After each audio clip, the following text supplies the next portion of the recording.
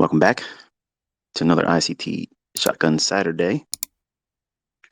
This is where I get to jawbone and give you the things that matter most. And it's interesting. I was talking to my son last night. Caleb, he came by, and he said it's interesting reading people's comments and complaints about how your videos are too long when it's you teaching how to make money, and they will never complain about sitting in a 4-hour Twitter space when you're ranting. Why is that? And I told him, I said, I think it's the engagement aspect where drama sells. Um, the ruckus, the rowdy stuff. It's more interesting, and it kind of keeps them from falling asleep because you know, financial stuff is boring. Really, everybody wants the winner circle experience. And even my son, trying to pursue maximum leverage, 15 contracts. He was trying to get there real quick too. And I don't know if you've been keeping tabs, but he's doing pretty good. I mean, it's not obviously getting rich overnight type thing, but I've never promised that. I did state that if you slowed your roll, okay, if you went at a little bit more realistic pace and didn't put too much pressure on yourself, look for one good setup, one setup that meets the criteria that you have. Look for it, frame the risk, be content with making the amount of money you're aiming for. Once you get it, stop, and then watch the rest of the day, or don't look at it and go back and look at it later on in the day and back test it. But don't open yourself up to more risk. And last night when he showed me his account, he is up over $2,500 in his Top Step funded account. When I say funded account, is that really technically correct? Because it says Express at the top of the screen when he shows me his screenshots. Do they call that funded? I don't know. All I know is he finally got his payout, and it was nothing nefarious on Top Step's part. But apparently the DEEL company that was paying out to prop firms, they had him signed up with that. And for whatever reason, they stopped doing business, I guess, with all prop firms, or firms rather, with everything that happened to that recent Forex company that got caught, frauding people. But the money was sent to him. They asked him to put some paperwork together for him to have his bank information sent, and they got it. And the very next day, he received his funds yesterday. So very thankful for that, Michael Patak. And there's you at Top Step. So I talked to him yesterday, him being Cameron. I told him, I said, listen, you should be thinking about just doing one withdrawal a month. Stay on track doing what you're doing and just do one withdrawal per month. And we worked out his bills, all the expenses he likes to, see spent on. It's about $900 a month. So $900, I told him, I said, if you take $1,200 out, that kind of offsets the tax and it gives you what you're looking for. So that's like your wage.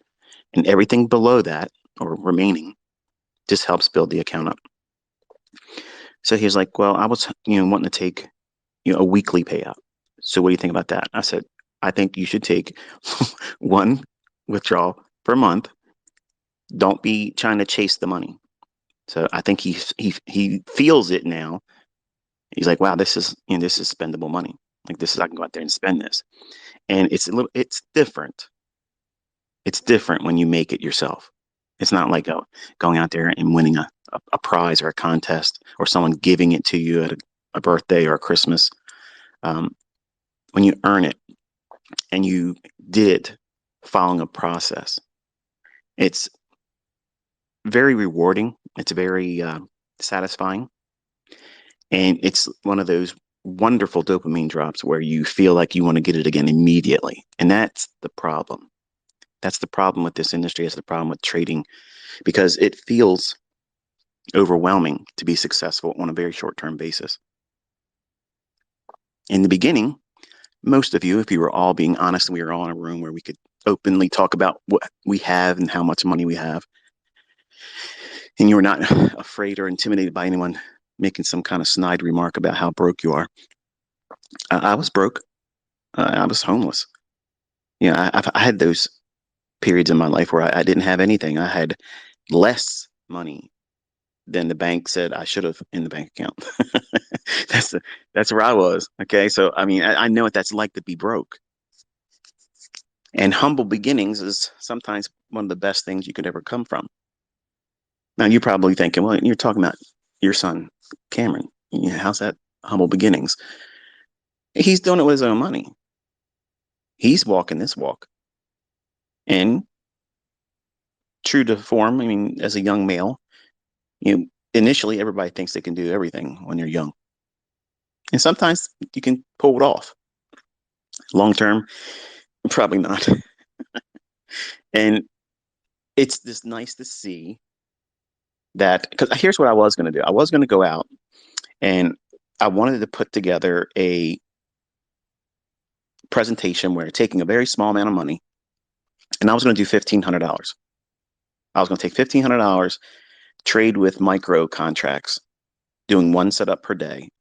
And it would probably take me about a year to do it the way I want to present it, because obviously you can see what I did this week. Like, I literally slapped the shit out of the market with a live account, folks. Okay, it's not a fucking demo, but that's still playing around. And I think to myself when I woke up, you probably watched what I did this week and thinking, man, I want to do that. I want to do that. I want to trade like ICT doing that. I want to make $35,000 in one day. I want to do $60,000 in a week. I want to make $140,000 in 5.5 weeks. I want to do that. I want to do those things. I want to sit down with you today and just calmly remind you that what's wrong with making $2,500 in 3 weeks? Are you doing that right now? How many times have you tried to make money, big money, and you were denied? Maybe you did have a win here and win there that made you feel like, okay, I got it figured out. The next trade I'm going to take, I'm going to make this much more. I got a target. I got a money management idea that the aspect of growing to this number, that's the management program. Not, I got to be around long enough and be able to weather the storm of losing trades because you're new. For the last 3 weeks, I've sat with my youngest son and I explained to him, I said, listen, when you look at these candlesticks, it doesn't mean anything to you, but I want you to tell me what you think it's going to do. Go up or down from where it's at. And we sit with a demo account and we'll push and we'll see if he's right or wrong. And I want him to feel what it feels like to have that feedback of, okay, it did what I told him, or not what I told him. It did what I wanted to see it happen in the marketplace. And I asked him, now, what does that make you feel like? Does it feel like you imposed your will on the marketplace? Like you somehow made that happen? Or does it make you feel uncomfortable that you thought it was going to do something and it didn't do it and it denied you? And it's a worthwhile experience for him because he's 16 years old. He's a little bit slower in his development from a vaccine injury. He's not debilitated or anything like that, but he's notably slower than all my boys. And we take our time with him, and I want him to see, looking at these charts, as close as possible. But please don't take what I'm about to say out of context, because I can't stand when people try to teach it as a video game. But I want to inspire him to look at it, to have an interest in it, because he doesn't have an interest in it. But if I can treat it in a way where he can look at it like that Slither.io game, where it's a little snake game where you go around eating these dots and you grow longer as a snake, and unless you hit another snake or hit the edge of the parameter that makes the boundary for that game, you'll die if you do that. Well, I kind of like teach price action moving across the chart with that perspective in mind.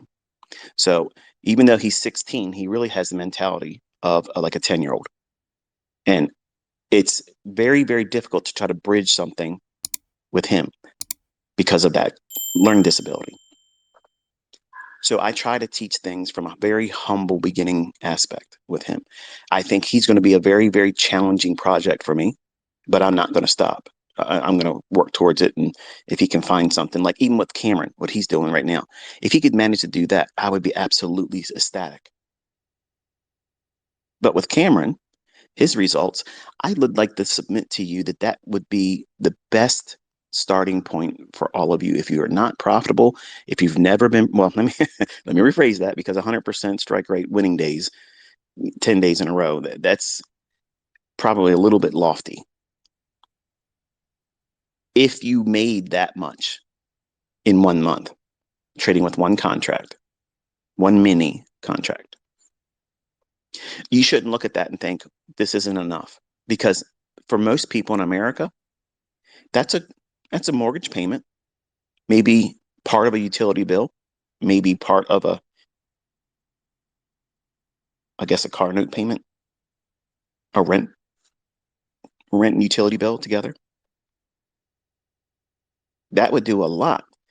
If that's all you ever amounted to, if you never got past that point and you resisted the temptation to over leverage your account, to trade more than just one good setup, and when you get that good setup for the day, you stop. Let it sit and take root that you did it right. Be comfortable in the fact that you did it right. You didn't do things outside of the program. You didn't do things that were, well, retail minded. More trades, push your edge. Got to do it, got to do it, got to keep going, keep pushing, keep pushing. That's exactly what every gambler does at the casino tables. Win, the girl next to him, hey, you're doing really good. Here, want me to blow on your dice? Subliminally, she's trying to offer something else. You give me some of that money, I'll blow something else. But that whole reckless abandonment of just keep pushing and pushing and pushing, get wrapped up in the frenzy. And then when you take your results to social media, no matter what they are, you're going to have someone that's going to come out and be opposition to you. Oh, well, that's something else. You should have done better than that. I did something better than that, but they won't show you their results. Or they'll show you some stupid shit from 2021. Where the hell's they been trading since 21? They're opinionated on social media. Oh, yeah, I knew this was going to happen, but they have nothing. Humble beginnings, humble beginnings is the right place, because you're going to learn to trust yourself. You're going to learn to trust your model. You're going to learn to do just enough and be content with enough. Let me tell you something. If I could roll back time and be 18 years old, see, Cameron's trading before I started trading. I was 20 years old. And I don't think I could have contained myself if I had what he has in his hands right now. Like, it's a very simple little model. It's very simple. An hourly or a 15-minute high or low that's most likely going to be drawn to for a stop read. You don't need a daily bias for that. You need to have the understanding of the daily range. It's probably made its interim high or low of the day, and there may be a retracement that's expected. Okay. Does it offer at least 15 handles from where you think it's going to be right now until it goes to that low to take the sell side, even if it's going to go higher for the day? Or if we look at the hourly chart, that higher low that is most likely being drawn to, does it offer at least 15 handles? If it does, he's going to drop down into a 30-second chart and aim for that 15 or 60-minute high or low, whatever it is in terms of the draw that he's looking for. And he's not looking for the full move because he's scared to hold it. There's nothing to be afraid of admitting that in the beginning. That's a humble beginning. He's afraid that if he holds on to it, it might turn on him. He has unrealistic fears, just like you do when you're in a trade. It's funny how you're in a winning trade, or the better trades that you should be taking, you know it's most likely going to reach to a specific level. You can see it going there. It hasn't done it yet, but you can see it happening right in front of you. It's going to shoot right there to it. But in your mind, you're thinking, but I know as soon as I get in it, it's going to drop 30 handles real quick against me. They're going to get me. They're going to get me. Think about that. I just nailed some of you right now, didn't I? And then when it runs to the thing or target you were looking for, you're like, man, why didn't I take that? Right. Why didn't you? Here's the reason why. You were going to trade with more leverage than you should have. You were not entering at a PD array. You were going to just chase price instead of just waiting for it to drop down if you're bullish into an imbalance or run a very, very short term low.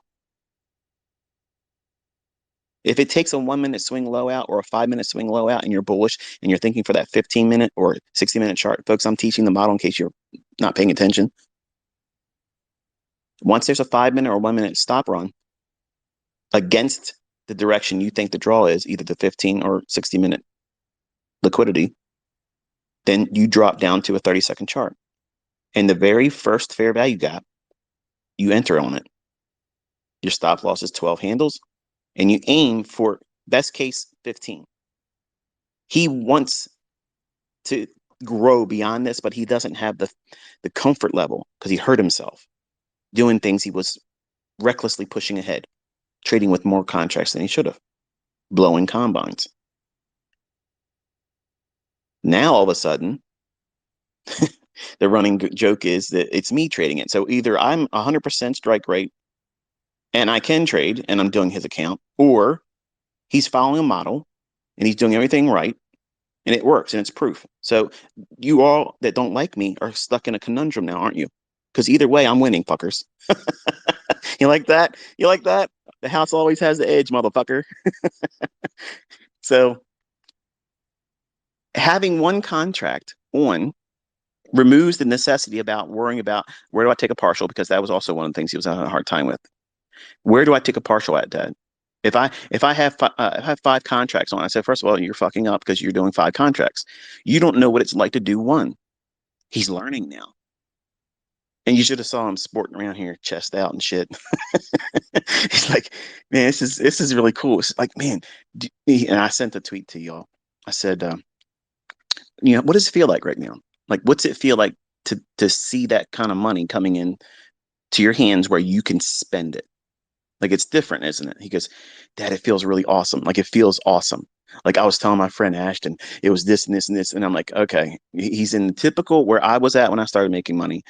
You want to tell all your friends, don't. So I told him, I said, don't. They already want to be friends with you because who we are. And that's terrible. And it sounds egotistical, but folks, it's the truth. Okay. It's the truth.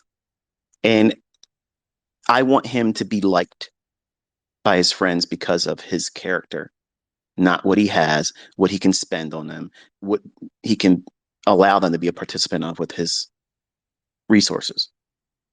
Not that I teach my children to be stingy or selfish. That's not the case here at all. But I just want him, because he's young, he's impressionable. And people that don't have things but are still lazy and don't want to do what they have to do to get it, they may take advantage of you. And I had friends that were like that. So some of the conversations that we have is me guarding his mind about how he should think about money and how that relationship with other people around the topic of money and affluence, it's a tight wire that you have to walk very carefully.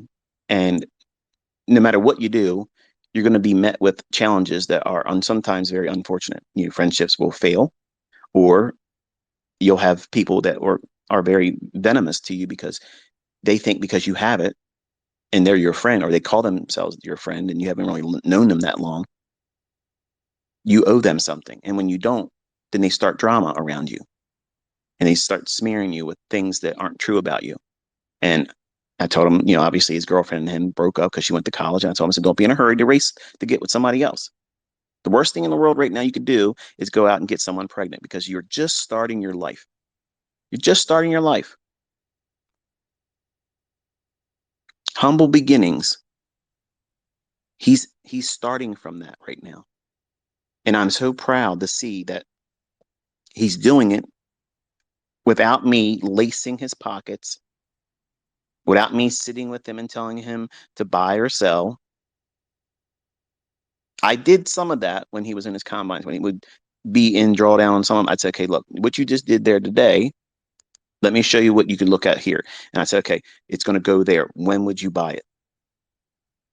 And when the fair value gap was there, and if he doesn't see it, I was like, do you see the fair? And then as soon as I say it, he click. That's not me saying buy it, but he knew that I'm pointing out. So he's like, okay, I don't want to miss it. This funded thing he's doing, this express thing, that's all him. And he's doing it from his phone, which, the boy works. He has a job. And some of you think that that's cruel of me. You should just do this for your son. I did that with my oldest boy, and it didn't work. He wasted the money, got himself in debt, made frivolous, stupid decisions, put it in crypto, and lost it. So now tell me about what I should do. I learned my lesson. I'm not throwing good money after bad. Think about how you would be recklessly spending it if someone just laid money in your hands. When you don't know what you're doing with money, you're going to be a fool. He cares more about this now because it's, number one, making him money.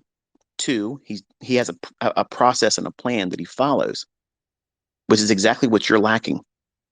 You might say you have a model. Oh, I know I'm looking for the model 2022. I'm looking for the silver bullet, but are you really entering on that context?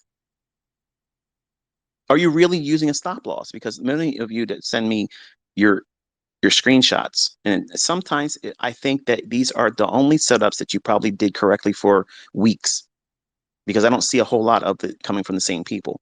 But one screenshot will happen and you'll see the sell or the long entry line, and there's no stop loss. And it's in profit, whether it be a demo or it be live, I don't know. And I'm trying not to be judgmental. I'm not trying to put my finger on any one particular person, but you know who you are if you're listening.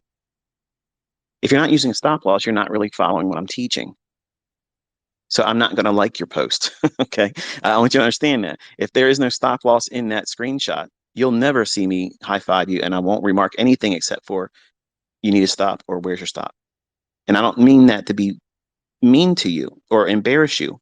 It's to remind you that that's more important than your take profit. And I'm going to say that again.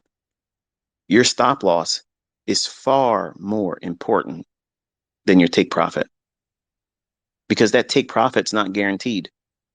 But it's highly probable that your entry in the beginning as a new student is not as accurate as you want it to be or hope it to be. And you might have to see a measure of correction against your entry, and the trade still be good. But what if it isn't? A larger loss is assured at that point then.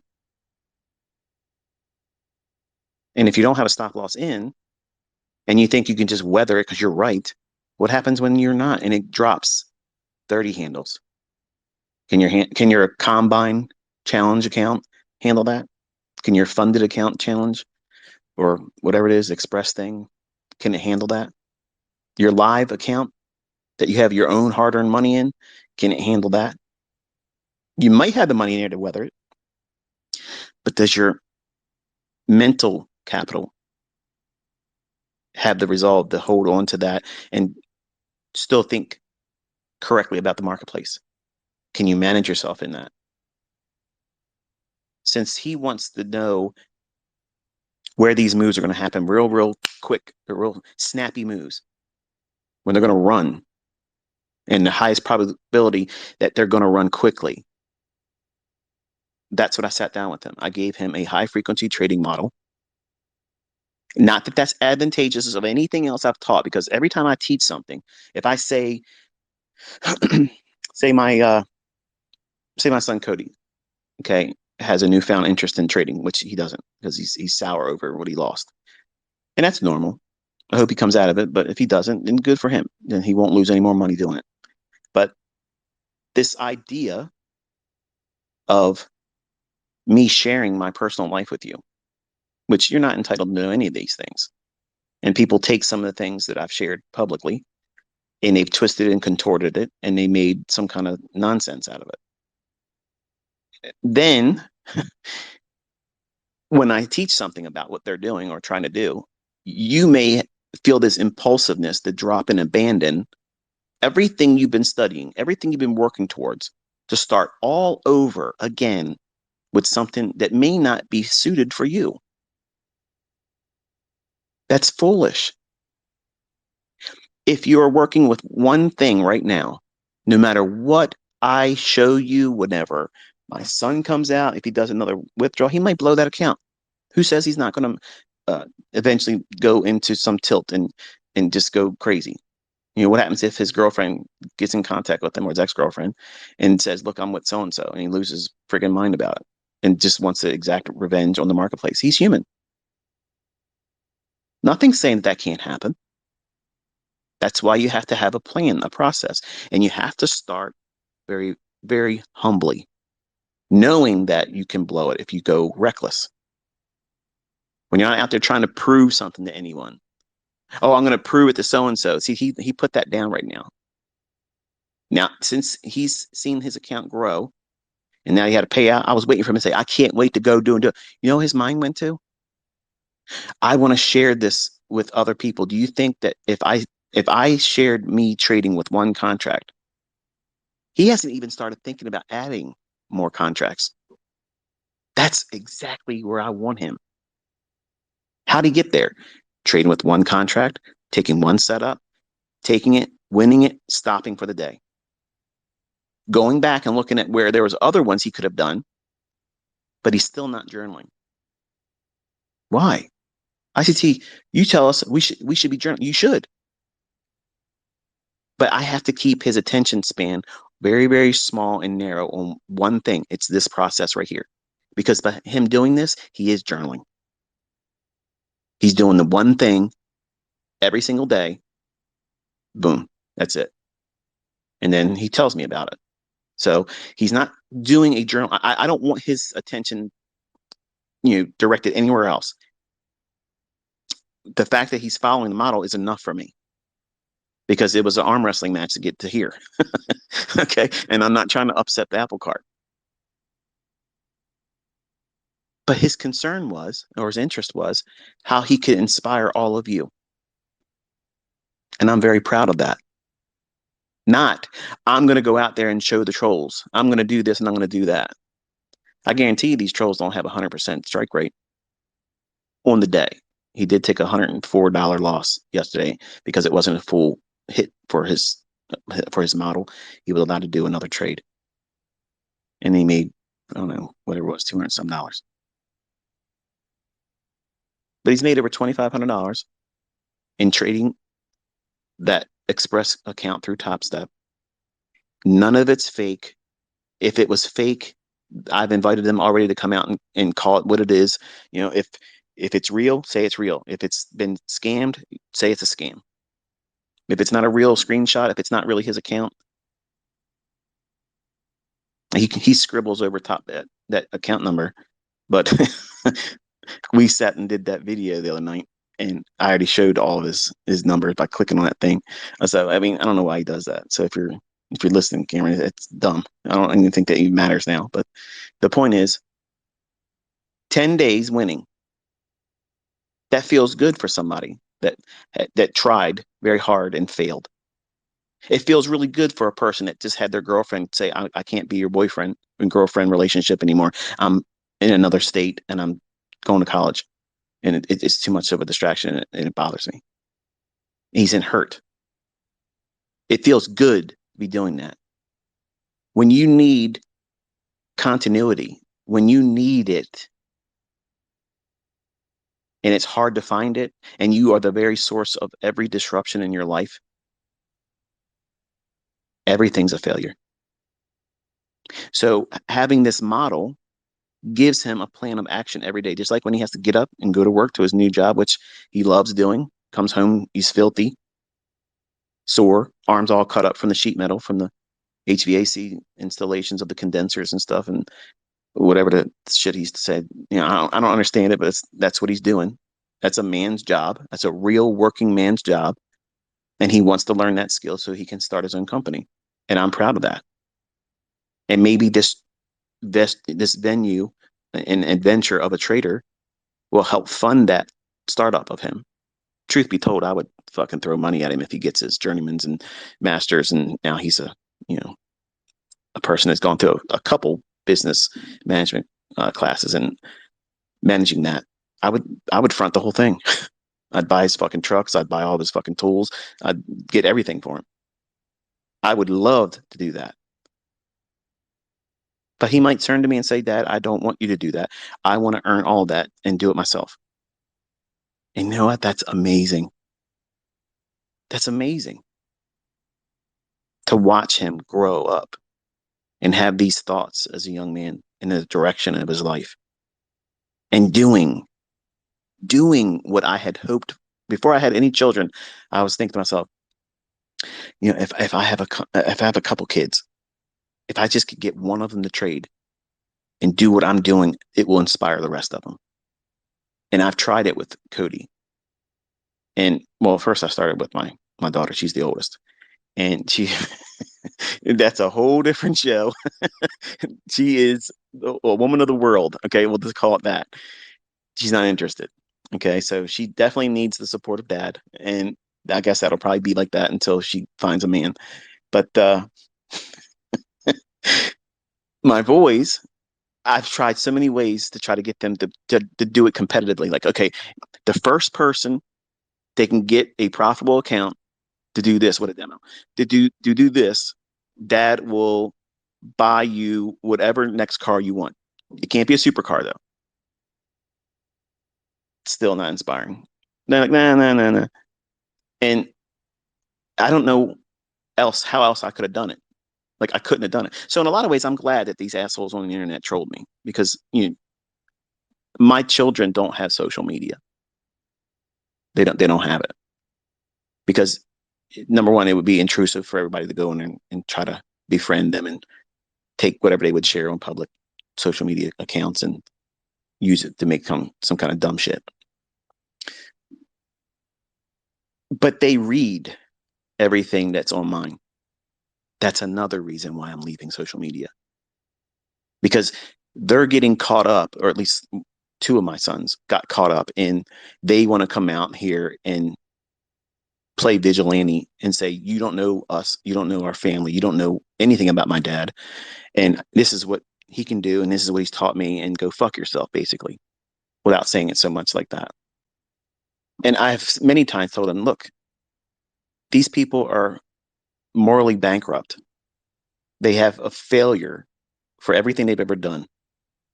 And if they need my name to market or bring attention to them to make their little fucking ad revenue, and by the way, if you haven't counted the money I made this week, that's 4 months of fucking ad revenue on YouTube.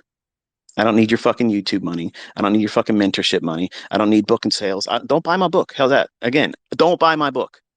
Plural. Books. Come on. I'm out here talking to you right now. And all of you that put my stuff on YouTube, you're making the money off of these talks, not me. You are.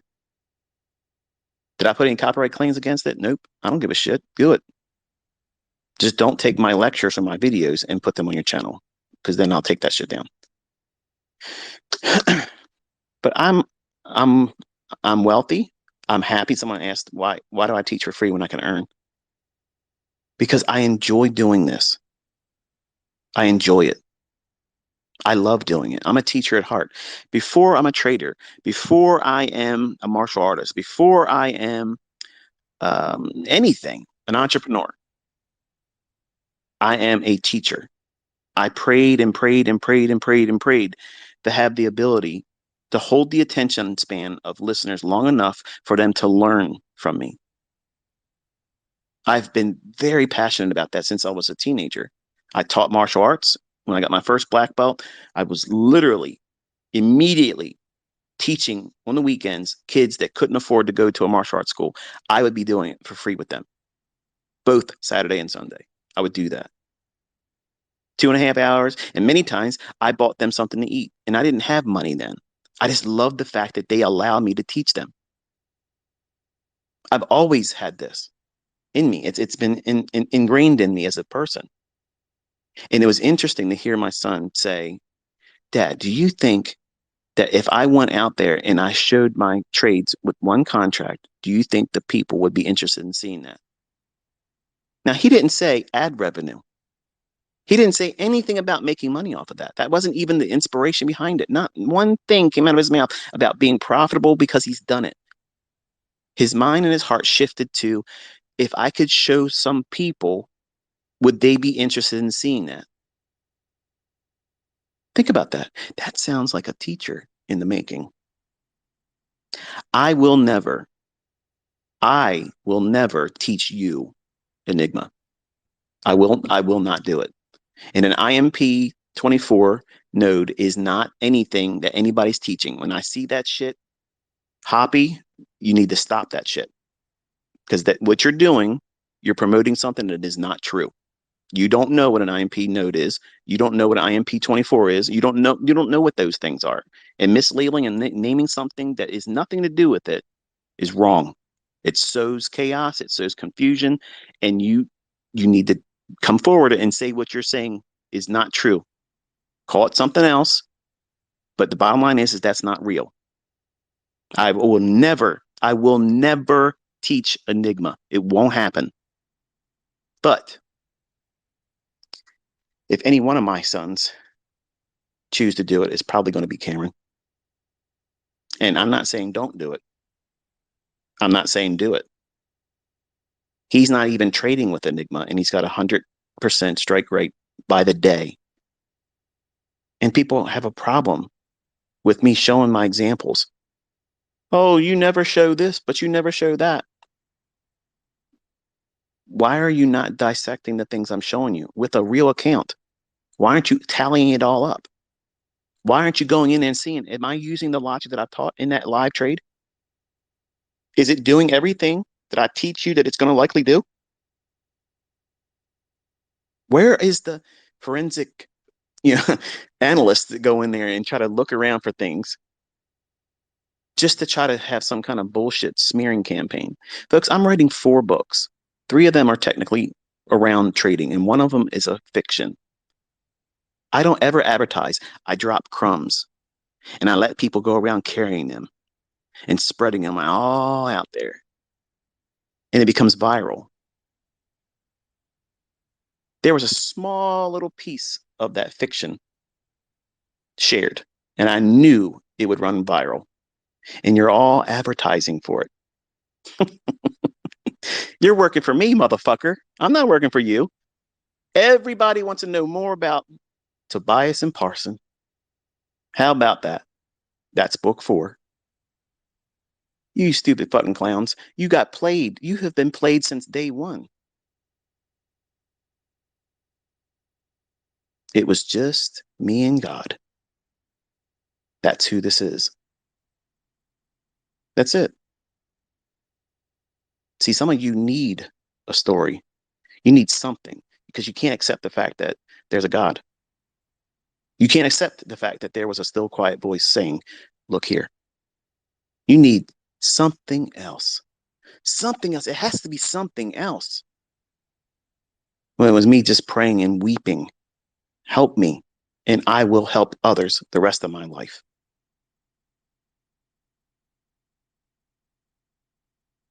You're so busy looking for something to keep you from doing the very things I've freely laid in front of you and said, try this. I'm not going to make any money off of it, but see if this isn't going to help you. No, we don't want to do that. No. We have to find something wrong with this guy. We have to do something to stop this guy. He's getting too popular. He's getting too popular. Everybody talks about this guy too much, and nobody's buying my bullshit algo box. Nobody's buying my signal services. Nobody's going into my workshops. Nobody's coming to my seminars. Nobody's going in and buying my courses. No matter how many discount codes and how many times I slice the price in half, this guy still keeps coming up. Everybody keeps talking about this ICT guy in my comment section. Man, they're saying I'm trading his stuff when you are, but denying that you are. I see it. I don't care.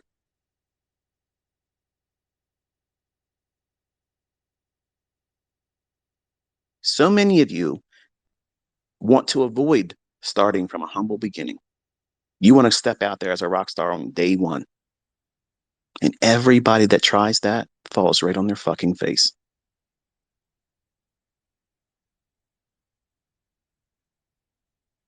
Think about it. You do way too much. You overwork yourself. You put too many demands on yourself. I need to make this much money. Who said you had to make that much money? That's just your wants, your desires. And if you got yourself in debt and you need to make that kind of money, well, you got yourself there. That's why they have bankruptcy. Some of you are holding on to debt that you're probably going to never be able to come out of and never find consistently profitable trading because you're stressed out with the debt. I filed bankruptcy. 1998, I filed it. I ran up credit cards and did all kinds of shit because I was going into court with a gold digger. And I had to show myself broke. And I did. And she got nothing. But I got joint custody. And everything I did until he was 21 was under the radar. Close friends, scratch my back, I'll scratch yours. Read between the lines, motherfuckers. Everything I've ever done, everything has always been calculated. Everything. And you have to be shrewd, and more shrewd in the world today now than ever, because everything around you is a noose and it's slowly closing in. And most of you don't even see it. And eventually you're going to wake up one day. You're not going to have freedoms. You're not going to have rights. You're not going to have the ability to make this kind of money. So what are you waiting for? You have to get busy. That doesn't mean panic. It doesn't mean go out there and be reckless and sell everything you got just to put money into an account or buy combines at a ridiculous pace to try to get so much money. But you have to have a process. You have to have something in mind that keeps you moving towards a goal that is sustainable, realistically sustainable. Not, I want to make $10,000 a trade. Not, I need to make $50,000 a month.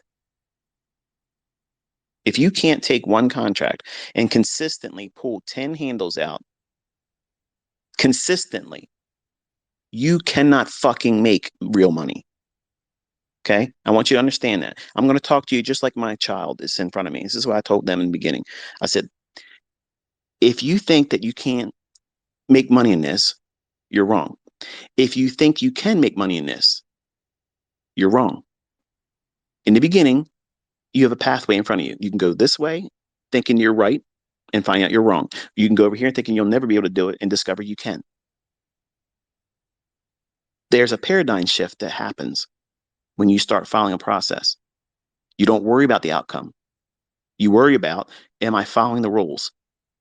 Am I capable of following the rules? Because until you prove that to yourself, money will evade you. Consistently profitable trading will evade you.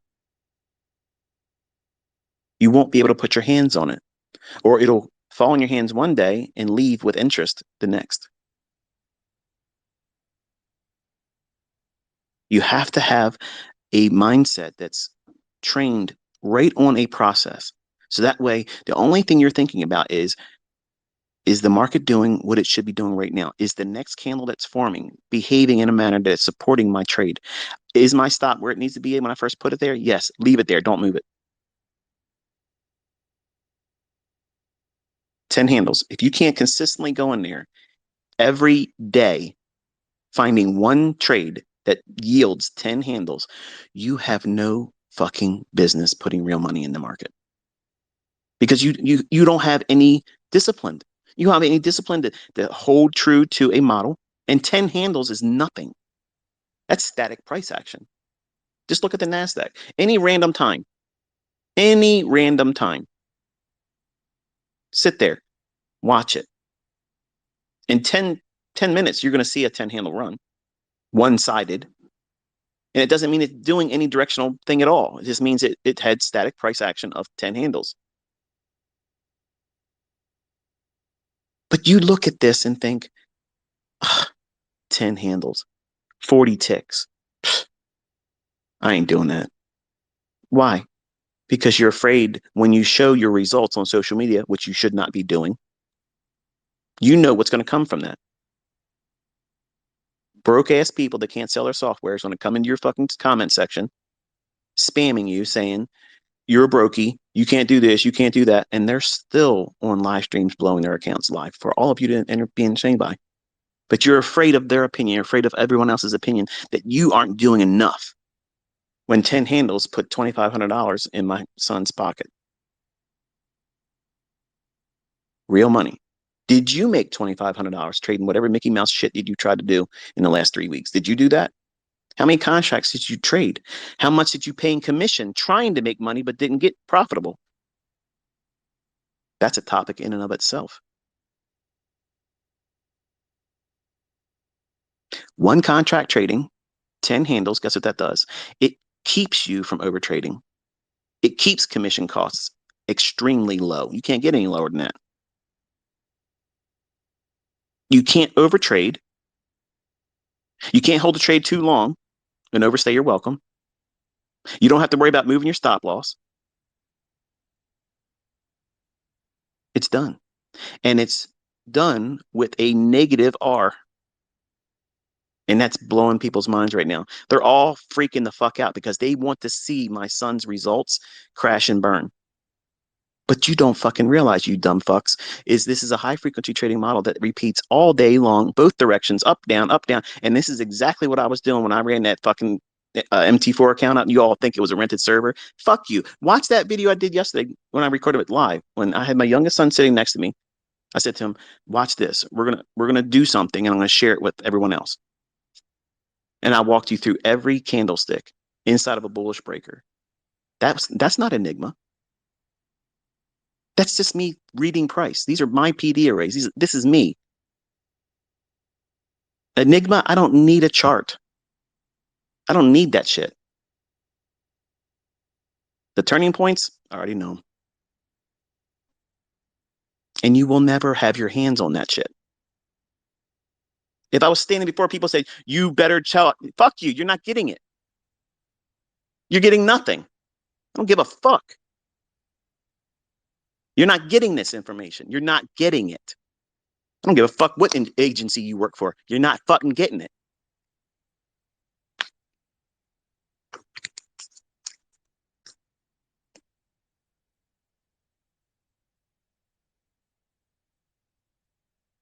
Look what happened yesterday.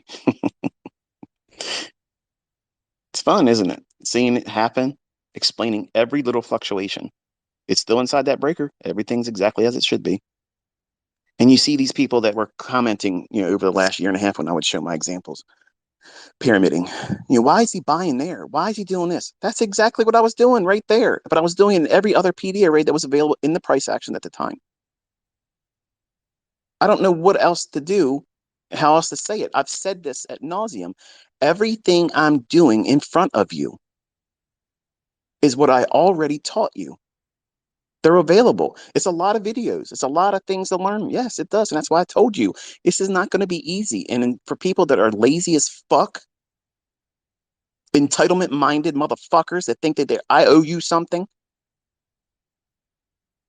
show somebody else. Honestly, show somebody else that's fucking loaded that isn't trying to make money off of you. Spend their Saturday telling you how to think, how to engage, study something that's made freely available to you, and proving a real fucking money account. Smashing the shit out of these fucking shit talkers. And crickets. Crickets. We don't need a Robin's Cup, motherfucker. It can be right there. And still stayed on the porch, right? Didn't he? You little fucking pussy. But I get it. I wouldn't want to trade against me either. Because that's still not even me trying. I'd melt your fucking face off, you bitch. But I get it. Christmas is coming up and your family needs some stuff. So keep hawking my name in your stuff. Get some ad revenue. Do your thing. My family's laughing at you. But a humble beginning, that's necessary. It's necessary because you will be able to look back and see where you came from, and you're trying to fight it. You don't want to have that. You don't want to have a Rocky scenario, or what's his name? Rocky Balboa. Here he comes up out of nowhere, fights the heavyweight champion, goes toe to toe with him, and eventually becomes the big wig guy. An underdog story. Why are you resisting your underdog story? I'm one of them. I had every opposition in front of me. My own parents didn't want me. I was supposed to be aborted. Came from nothing. I didn't have a silver spoon up my ass. I went to college, got all these fucking lessons in life about how to do this and do that, and paid money out my ass for it all. I had one Pell Grant, and everything else I paid for. And when I got out, even with a high GPA, I couldn't even get an interview. Think about that. I got involved with a married woman, unbeknownst to me, got her pregnant, and turned everything upside down right when my life was beginning. I had to spend my life hiding financially from her, doing favors for friends and business associates that I couldn't be on paper with. I don't know why you fucking people can't see the obvious. When I say these things, it sounds like, oh, well, it's this, that. Listen, you would not give someone a lifestyle. You would not do this if you were constantly called at 2 o'clock in the morning that we were going to take you to the bank. We're going to do this and we're going to do that. Motherfucker, I'm going to show you just how far I will go to make you not get that. I burnt, scorched earth my whole fucking show in 1997 and into 1998. I ran every fucking credit card up. I did all those things so I could walk into mediation that morning. And she walked out with nothing. But I walked out with joint custody.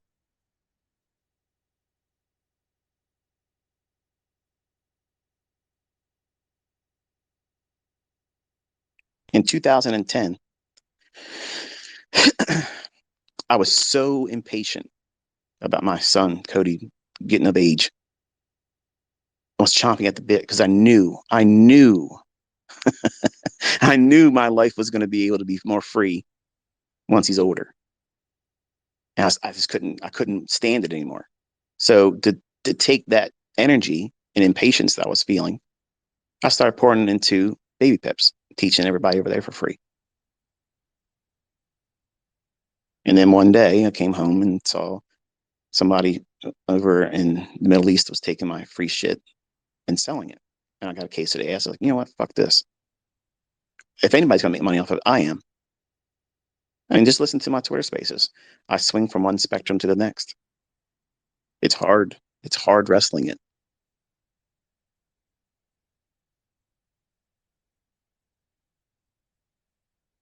And then when my stuff starts getting out there and being renamed, but I'm the one being called the renaming person. That's bullshit. That's why I have a $5 million bounty. Somebody go out there right now and find all this stuff. Find a volume imbalance. Find a breaker. Find what I was showing you yesterday in live price action on a seconds chart, and then watch how prices ran away. That is in nothing else. Not Chris Laurie, not supply and demand, not Wyckoff, not Elliott Wave, nobody's harmonic horse shit. Nobody has this. It never existed until I shared it. And I came from a humble beginning. Some of you need a science fiction explanation that's outside of the Lord Himself literally guiding me. That's what it is. That's what it's always been. But if you want a story, I'll show you. I'll tell you. Go ahead. Go ahead. I like Tom Clancy too. But when I tell you and you don't believe me, and then when you try to pick it apart and say it's this and it's that, and then when I start doing it a live account, you can't accept that. Nobody says anything about the live examples with real money. They're ignoring it like it didn't happen. And that's to me fascinating. It's fascinating to see how denial at that peak level is being shown right now.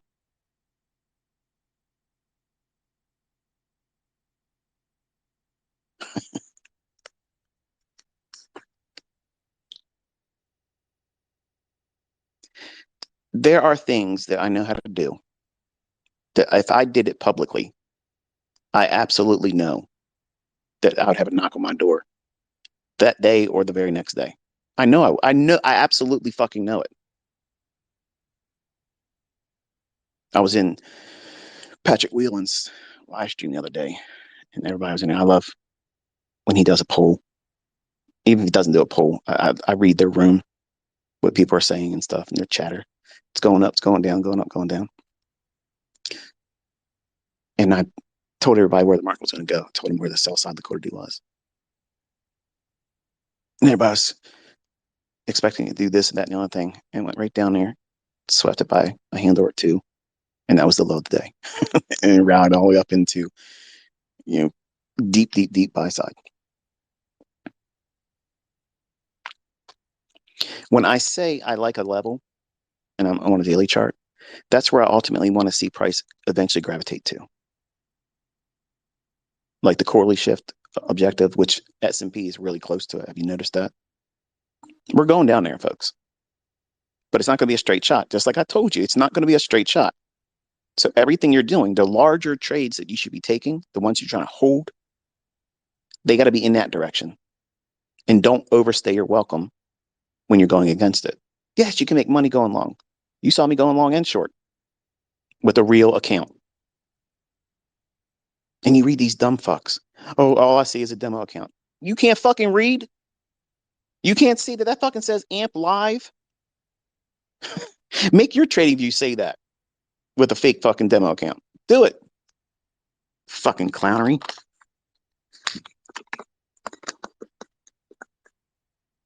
But all this kind of stuff, it's tiresome for me. Because I know, as much as it is satisfying to do it, like I did this week, I was being very belligerent by doing it, but it's very satisfying at the time doing it. But today, waking up and thinking about how I behaved and how I conducted myself very unprofessionally. But guess what? Given an opportunity to do it again, I would do it exactly the way I did it. Because sometimes you just need to rub their fucking noses in it. I'm not sure if you can hear that, but the puppies are upstairs. I'm in the basement right now looking at the rain outside. We got a tropical storm cushion up in our area. It's actually kind of cool out, windy and raining. And they can't go out and run around, so they're up here running across the floor. And it sounds like they're tearing a joint up. But waking up this morning, thinking about, how I spoke on social media. One person said, "Oh, stop body shaming," because I said this person has small dick energy or small dick syndrome, saying, "Oh, some of us have little dicks and you're offending us." I don't know if that was a trolling comment, on the sly, or if that was sincere. But listen, if you're offended by anything I'm saying, grow the fuck up, okay? Because I'm literally unfiltered out here. I'm not trying to be your mentor on Twitter. This is my playground. This is where I vent. This is where I call all these little fucking slap happy fucks exactly what they are. Clowns. They can't trade. They can't do shit. And I'm killing their fucking business. I'm stomping all over their fucking shit like fucking Godzilla going thermonuclear, and they can't sell their fucking shit. And I fucking love it. I fucking love it. I love when you send me your threatening fucking emails. I love when you fucking send me fucking mail saying it's going to come for you, bitch. Bitch, I'm sitting here strapped to the fucking gills. I don't give a fuck. Show the fuck up. Show up. Run up and get done up, motherfucker. Do I sound like I'm fucking intimidated by you, bitch? Do I sound like I fucking give a fuck about what you think you can fucking do? I don't live in fear, motherfucker. I don't give a shit. Fuck you and your bullshit. You can't stop shit. Your Mickey Mouse fucking indicator bullshit. The fuck out of here.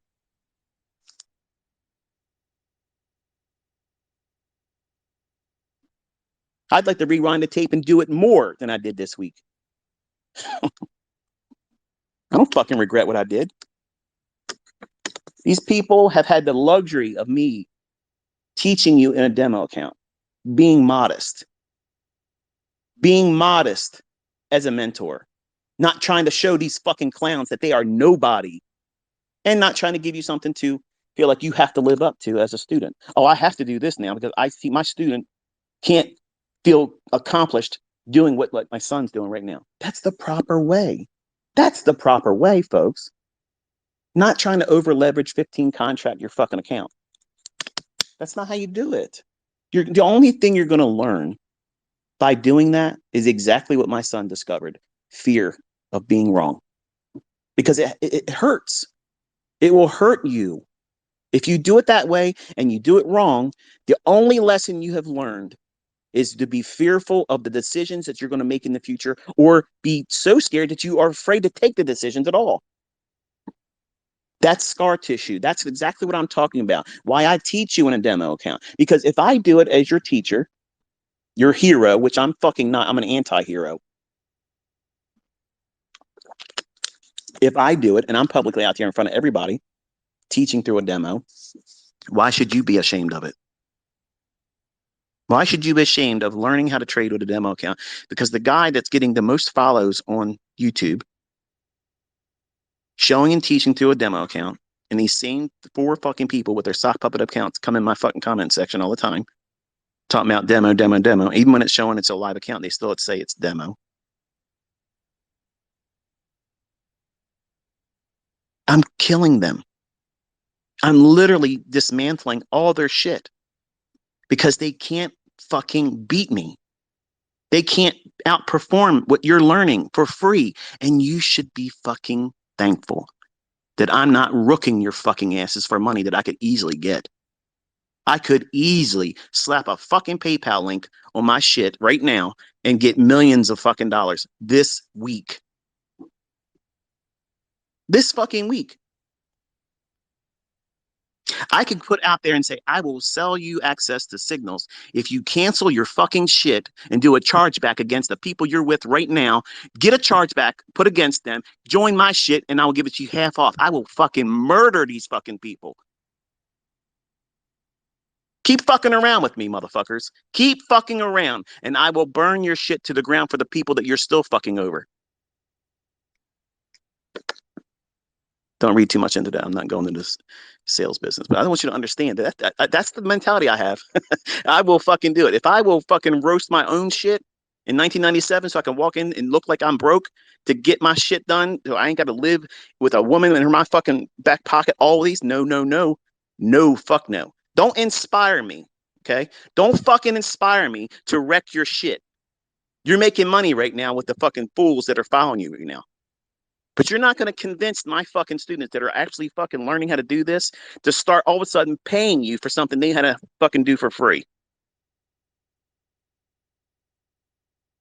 Don't fucking inspire me to come back here in 2024 and wreck the rest of your fucking asses. The best thing you can fucking do is shut your fucking mouth. Be thankful that you have a bunch of fucking fools willing to pay you for something.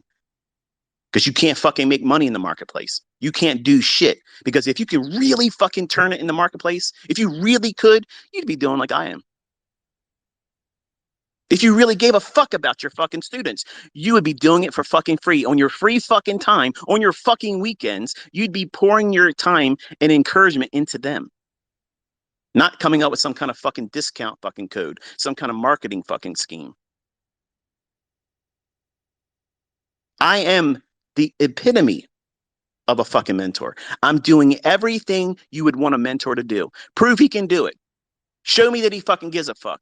Show me that he really cares about me. Show me that he can fucking encourage me even when I'm doing it wrong. Find a way to inspire me to do it, but still hold me accountable. And don't ask anything of me except for real attempt and effort. That's the currency here, folks. That's the exchange rate here. You have to put your fucking effort behind it. I can't do that part for you. I can cheerlead you on. I can kick you in the fucking ass and tell you, you got to do it this way. There's no shortcuts. But ultimately, you have to start. And you have to maintain that level of tenacity to keep doing it. And it's going to be hard if you invite these asshats on social media to discourage you and distract you. Misery loves company. And these fuckers are miserable. They're miserable. And it's a shame. It's a fucking shame because honestly, I didn't come out here years ago. I did not come out here to try to be some fucking menace to people. I didn't, that was not my inspiration, but because I have an issue. I do. I have a fucking issue that if I'm triggered, I'm going to behave in a manner that is not very gentlemanlike. But once it runs its course, then I'm done with it. I don't hate anybody, even Vinny. I don't hate him. I'm disappointed that he's tried to do this because I many times in the past I told him I said, you know, I'll sit with you. You know, I'll bring an audience, but he doesn't conduct himself well. I'm not saying I do either because look at me. But I'm not doing that kind of shit. I'm not making up some bullshit, photoshopping shit and fucking putting shit together saying this. My children do not live in fucking trailer parks, okay? They don't do that.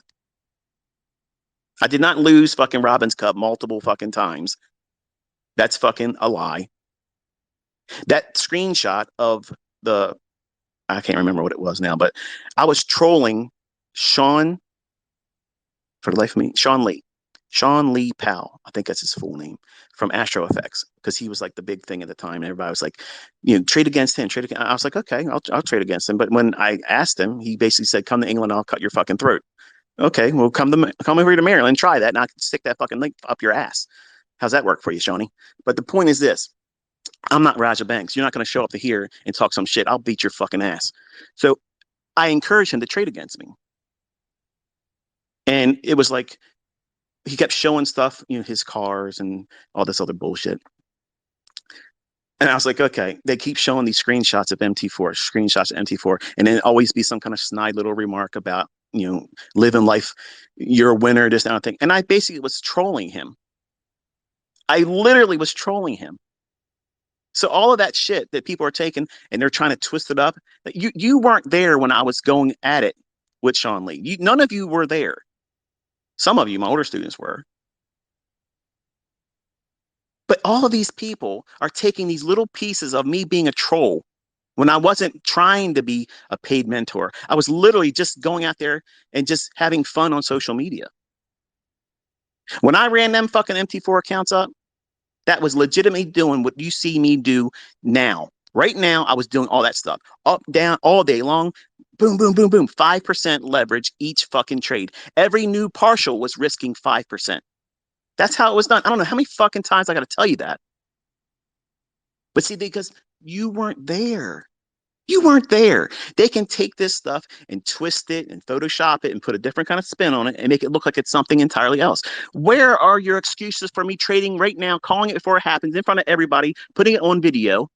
There's time and date stamped. The market's going to go here and it does it on a daily chart. It's going to do this on a 30-second chart. It's going to do this. I'm calling it live minute by minute on the fucking Twitter account, Twitter spaces, posting it. It's time and date stamped. I'm trading with a live fucking account. I'm making your annual fucking salary in a fucking week. Where's your discrediting of that? You're fucking fools. You are fools.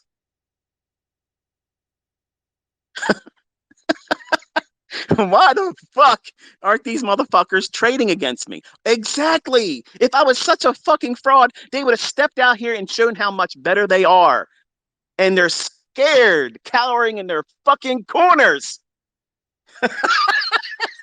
It's fucking hilarious. I love it. It's so much entertainment. I'm almost wanting to stay past fucking November because of it. Man, come on. Seriously. But some of these people believe it.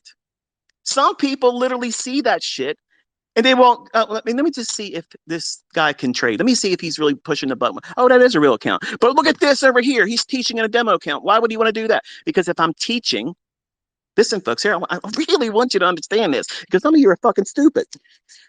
In the United States, okay, in the United States, there's an entity called the Commodity Futures Trading Commission. I am not a regulated certified trade advisor. That means I'm not a CTA. I'm not licensed to give you trade advice. But guess what I fucking can do? I can give you my opinion that my fucking disclaimer shows in my videos and below the videos in that disclaimer. It explains how my opinion is just that. And there is real risk if you put real money behind it. But my opinion is not meant for you to go out there and take a trade with it. But if I teach you a conceptual idea that I have absolute faith in, that my students that are using and making real money with have faith in, but not that you should have faith in, because you have to find that on your own. If I do this in a demo account, number one, I am not incurring real risk. I'm not incurring monetary gain. And you can't either, because it's never been framed as investment advice. When I did my mentorship, it was always on the pretense that it was going to be demo. When they signed up, the agreement stated that you were going to be learning how to read price action through the medium of a demo account. There's no profitability promised. You cannot make or lose any money doing this. Now, the fine line is this: the apt person, student, buyer, reader, study, student, user would start to think to themselves, hey, yeah, this is a demo account, but what would happen if I got really good at it in a demo and made the decision to try to do it with real money? What would the results be? That's the discovery that you find on your own. I didn't inspire you to do that. I never tell anybody to go into live funds, even when I'm doing the lectures, even when I'm doing these Twitter spaces like this. I'm never telling you to go out there and trade with real money. It's never happened. It's never fucking happened. When you do it and you make money, you got the credit. All of it. It's not mine. But when you lose, and you will lose, you have to eat that. Chew it and swallow. And some people aren't willing to do that. Human beings, well, look at them. I'm giving you a gift that none of you are entitled to. Encouraging you, teaching you more and more about it, how to do it, and showing you with real money. Real money. When's the last time you saw anyone teaching bullshit that they teach and then literally go into a chart with a live account, walk you through the minute by minute and now second by second candlestick about what it should do and behave and time exactly when it's going to run away? Because I've never seen that. I've never seen it. Maybe you can direct me to somebody that's doing it. I would love to watch that. I would love to watch someone do that. Not talk about price. I want to see them push a fucking button, get in there and risk real money. I'm showing you what you're not entitled to. I'm showing you real account executions. That's exactly what I said you would see. I did not promise I was going to trade real money in front of you, because if I do that, I'm acting like a what? Trade advisor. Because if I'm willing to put the money on it in front of you, that means that you're going to probably be doing it too. And that means you're probably going to over leverage your account, because if I'm going to do it with my money, it must be good enough to be worthwhile. And you're going to push the limits, and you're going to do that 15 contract exposure in your combine, your funded account, or your real money account. And if I do it wrong, and I have had losing trades before, folks, that's happened. What happens if that next trade I take is a losing trade and you've maxed out? I can't live with myself with that risk. I can't, you might be willing to take that risk. I'm not willing to subject you to that.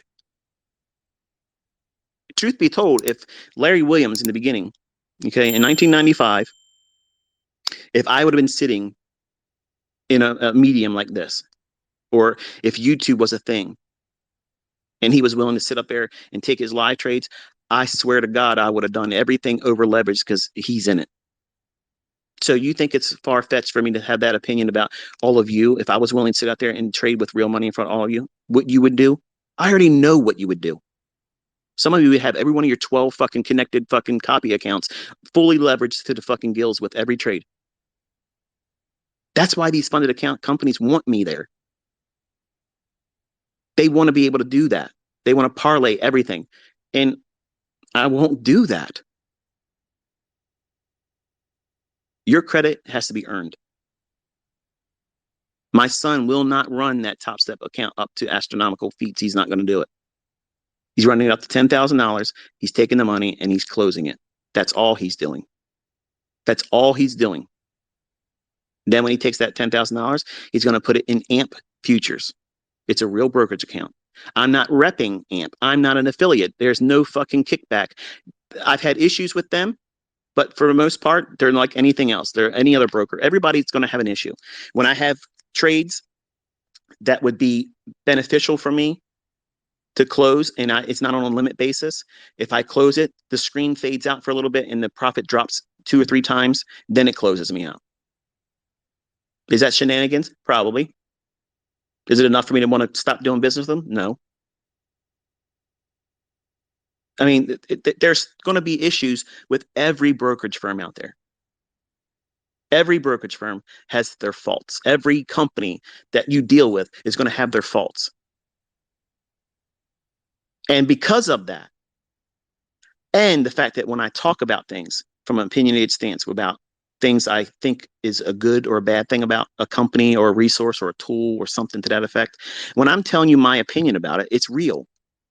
I don't have an affiliation with anybody. No one's lacing my palm with money. No one's paying me for my support.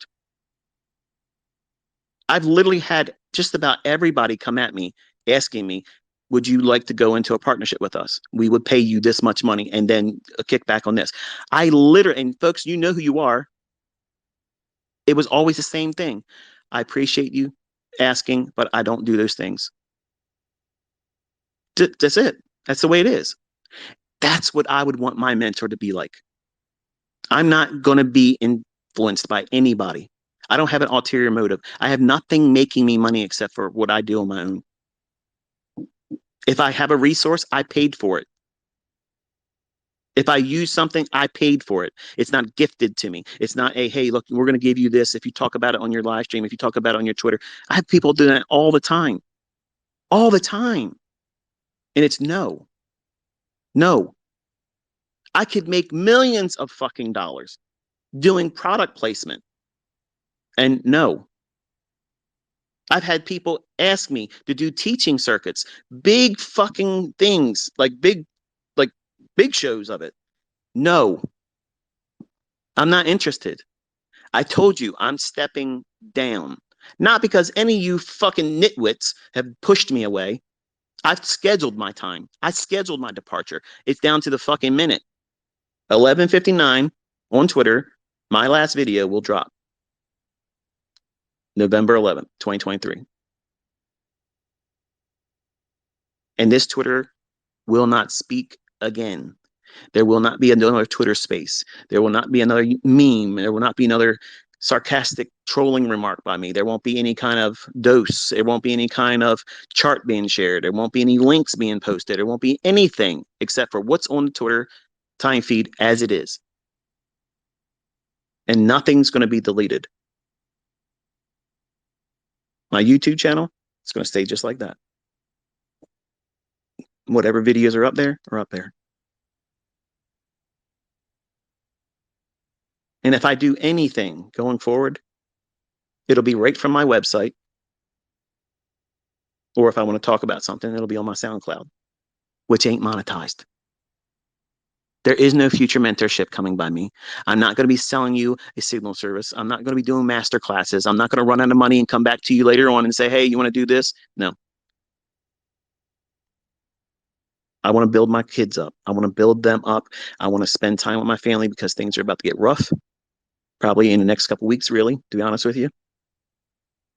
And you need to be thinking about how what you're doing right now is everything you're doing at this moment working towards you being financially independent. Are you able to make your own money apart from your job? Can you make money to sustain yourself without having to leave your house? I'm not saying rich now. I'm not saying that at all. But how little is 10 handles with one contract and $2,500 in 3 weeks? From the time he started, he didn't trade every day. There was a few days where he didn't do anything. I told him, I said, wait to see if they pay you out. Because I was thinking that, the whole thing was through deal. And they put a stay on that. So unless he was going to get paid, there's no sense of doing any more work to build up that account. So once he got confirmation that it was going to happen, then he started trading again. But how less can you go below that? One contract, 10 handles. Are you doing trade 5 handles? I'm not saying you can, but to me, it's a little extreme. I think 10 handles is the minimum you should reach for. Not to say you can't have a algorithm that runs 5 handles, because you can get into a trade, put a 5 handle limit order on it, and just static price that all day long. You're gonna have a lot of commission costs, but you can make money with that. To me, it doesn't make any sense to do it. But I could sit there all day long, and do 10 handles up, down, up, down, up, down, up, down, up, down in the real run and against the run. But is that a good use of my time? No. Because if I can sit when I know the market's likely to move, I can let all that other fluctuation and price action move around, leave some on the table for everybody else, and I can have a life outside of these screens, outside of the charts, outside of the market, outside of social media, talking to you and making videos and commenting and talking to people and my private mentorship. Like there's only so many minutes in a day, and I allot for them, and I want a more abundant supply of them doing things with my family. So when I see these people making bets, ICT is not going to leave, he's going to be here. I'm not going to be here, folks. I want you to understand that. I really sincerely want you to understand that I am absolutely walking. Okay. I'm walking with headphones on, and I'm walking on sunshine, because I have done what I said I was going to do. I've given you several models. They're very, very simple models too.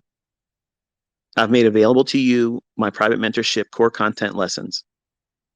There's no need for you to buy people that are trying to sell them. They're up there.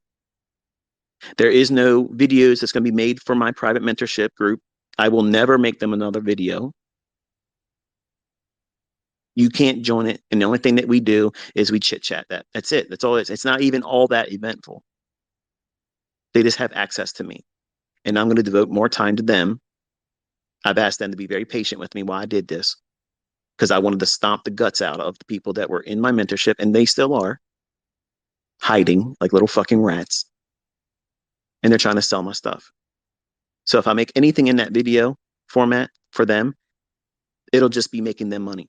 I'm not going to let them have that. That's why I don't produce and won't produce any more content for private mentorship. They can ask me questions, and that's all that it is. That's it. That's all that it is. And if you're stupid enough to buy that from somebody, you're an idiot. Because everything that they've learned, everything that they have learned as a structure about mentorship and how I present the foundations to what it is I do, you already have free access. Month 1, 2, 3, 4, 5, 6, 7, 8, 9, 10, and 12. That is up there right on YouTube for free, and I'm not taking them down. Once in a while, if I want to do the equivalent of what you see here as a Twitter space, and I want to encourage you, on my website, I'll have a present lecture. It'll just be something that, I want to just reach out to y'all. It won't be monetized. It's just going to be text. And I know some of you want to hear it. Well, like I said, I have a life, and I want to get back to it. So I want you to think about this weekend before we go into Monday and start a new week. When you start trading, you want to start with a very slow, controlled approach. And I think 10 handles, if you can't follow the approach to trying to do that for 3 months. What? 3 months? And come on, 3 months ICT, that's too much. No, it ain't. Because if you can't submit yourself to 3 months doing the same thing over and over and over again, you don't have discipline. And if you don't, you'll forge it by doing it. You'll create discipline in yourself. It will keep you from over leveraging, because you can only do one contract. It'll keep you from worrying about where to place your stop loss and when to move it and when to take partials. All that stuff is completely removed from it. You have the barest of essentials. My son was given no fat. It's as lean as it can be made lean. I used everything that he said that he was having an issue with. He wanted to have more contracts on, but he was afraid to take off partials. That's why he never did it. He didn't have one trade where he took a partial. Not one time. Not one time did he do it. Had he done it, he probably wouldn't have burned his account. Counts, plural. I think he did like 7 of them, burnt them, trying to do the 150,000. I said, stop doing the 150,000. If you're going to do it with the 50,000, because you can do everything you need to do in the beginning with that 50,000, because it's not even real 50,000. Think of it like it's a $2,000 account. That's all it is. One mini using a high frequency trading model. Technically, if we're going to be really, really dogmatic about it, it is over leveraging. But it rewards him in a manner that I'm satisfied as his dad and as the mentor. I know what I gave him is solid as fuck. It's everyday trading. It's an every session trading model. It's an every hour model. It's there every 15 fucking minutes. How many 15 minutes happen in a session from beginning to end? It's a lot of fucking 15 seconds. I mean, 15 minutes, isn't it? And if you get 10 handles each time, your commission costs are going to be up, but not so much that you can't be profitable. Much more profitable than anybody else's shit out there. I had automated stuff that I wanted to share with him, but he's like, I need to know what it's doing and why it's doing it. And that was wonderful to hear. So that's what I did. I sat down one afternoon. I said, okay, list everything that you had issues with, what you feared, what you were afraid of, what you were trying to do, what's your goals. And I took away all the goals because they were unrealistic, stupid fucking things from a little boy. That's what it was. And all of you that are adults, the ladies and men that are listening to me, all of your goals, they're little children dreams right now. You need to take that stuff away and go back to boot camp. This is where you start. Humble beginnings. How can I protect myself from losing money to the greatest extent? How can I reduce the opportunity and make no allowance for failure to come in? How can I prevent myself from going on tilt? How do I keep myself from over trading, over leveraging, and worrying about how to move my stop loss and how to not to worry about where to take partials? Trade with one contract. Look for one setup. Have a model. Stick to that model. When you get your trade, if you lose and you take the full 12 handle hit, you stop. You don't do anymore. If you win, you stop. You don't trade again. The next day, it's a reset. New set. New opportunity. Follow the plan. Follow the process. Keep doing it. Can you do it? Can you do it? Can you stick to that? I'm challenging you as a community, my community. I don't give a fuck if you trade Mickey Mouse bullshit. If you're here and you're trying to learn from me, you have the rest of the next, what is it? Do we have, is it October? November? Okay, yeah, whatever. The rest of the year. The rest of the year, try to use your time seeing if you can look for one 10 handle run. Before I close this session, I'll repeat the rules for his model, okay? But for the ideal scenario for you to go forward is you have to remove the invitation for you to do more than is necessary. And when you discover how doing the least, which is what I've talked all the time, I talked about this. Do the least. Doing the least would beat the fuck out of the Robbins Cup placeholders right now. Doing the least could climb to the heights that those guys are sitting at right now. And they've worked all year long, and many of them haven't moved much because they're afraid of what they have right now. They don't want to lose it. Why? Because they don't know how to trade. They don't know how to trade. They found themselves up there doing things, and now because they're there in their positions, they're not willing to risk it. They're trusting which is what I've told everybody. If you get in there, and I have students that say they're going to go out there next year and try it. And what will happen is they're going to get in there and they're going to try to rush to get there real quick.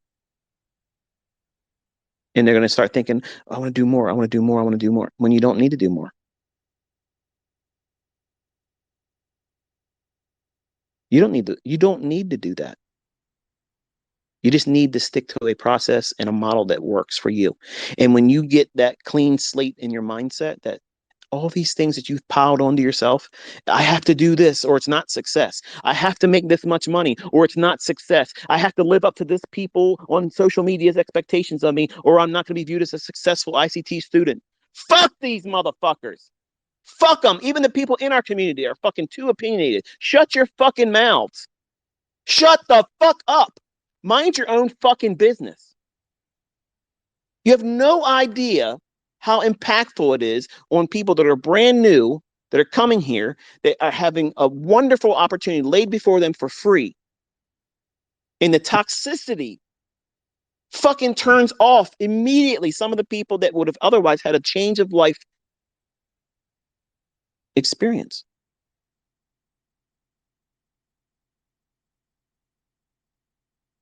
See, some of you mistake what it is I do and what I'm responding to. These asshats that talk shit about me, I'm not physically losing sleep over this, and I'm not selling anything, so they're not taking sales from me. The only thing it's doing is bringing more traffic to my YouTube channel. But I'm talking to the people that are on the fence that may read these people's bullshit. And I'm just challenging you, take a little bit of your time that I'm not making any money off of. Try what it is I've taught. If it doesn't work, believe whatever you want to believe about me. Believe whatever the fuck anybody else says about me that's negative. Believe all of that shit. Go ahead and feel good walking away from it. I want you to feel no guilt. But what if you do try it and you discovered that these fucking clowns are just jealous and you have a change of life and you start finding a way for you to make your ends meet? What then? Will you have any time for people that's going to talk shit about me, you, and what you're trying to learn? Hell no. And that's what makes this community absolutely unbeatable.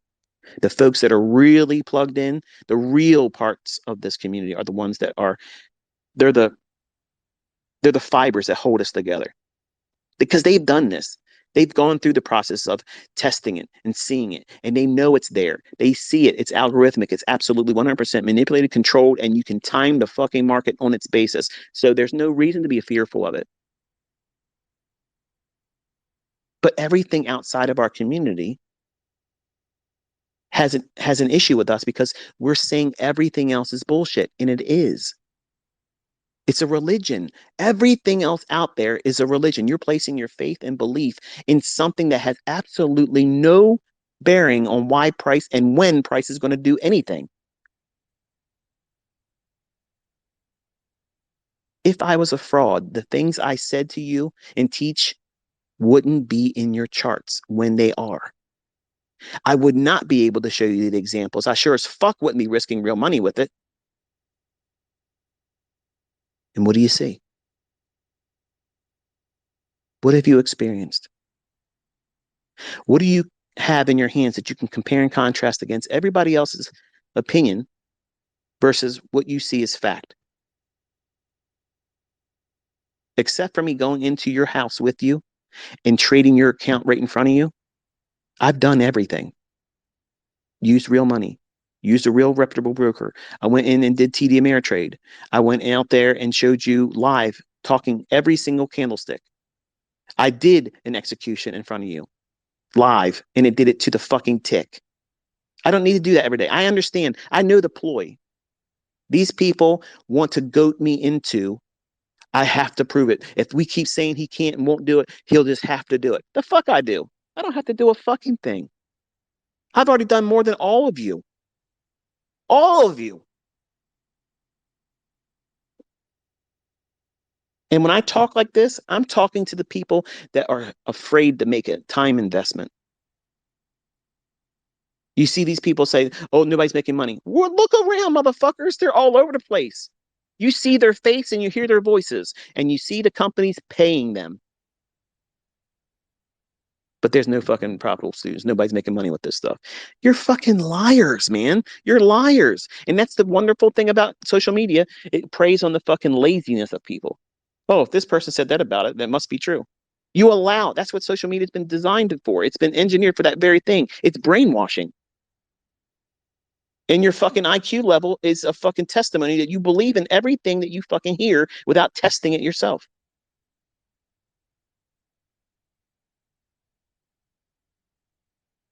I have done everything I humanly can fucking do. I'm at my wit's end. I cannot do anything more than what I've done here by teaching you what my very own son is now using. And Top Step is not owned by me. I have no affiliation with them. They're not paying me any fucking money. I literally have nothing to do with them. I don't know anything about that fucking shit. Nothing. My son's in there trading a stripped down to the chrome, very simple approach. And I'm challenging you, you dickheads that are fucking unprofitable. They're trying to help, hawk shit and sell stuff and courses and mentorships, all that other bullshit. You show me 100% fucking winning day track record. Let's see who has the most winning fucking days. My son or your Mickey Mouse bullshit. Whatever the fuck it is. 100% win rate every single fucking day. That's where he's at. How many winning days in average will he have before he hits that $10,000 mark? You demand these fucking jokers prove that. My son's doing it through a third party fucking entity, Top Step.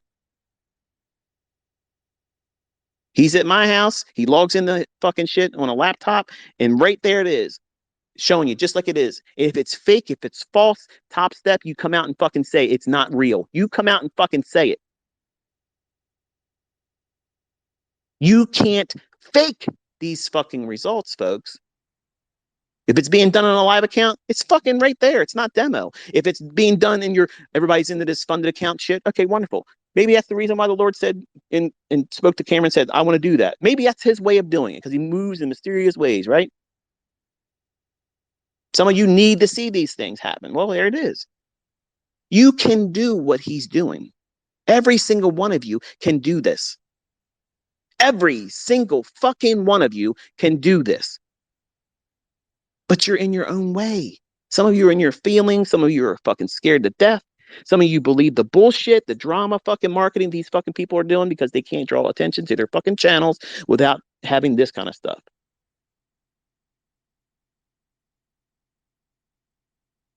Where's the risk? Where the fuck is the risk for you to just spend a couple weeks? Just spend a couple weeks. Commit to 4 weeks. I promise you, if you spent the 4 weeks doing what I'm telling you to do, you'll be convinced that it's worthwhile sticking with it. And it costs you nothing. And if it's fraud, if it's fucking fake, it doesn't work, if it fails, show us what you did.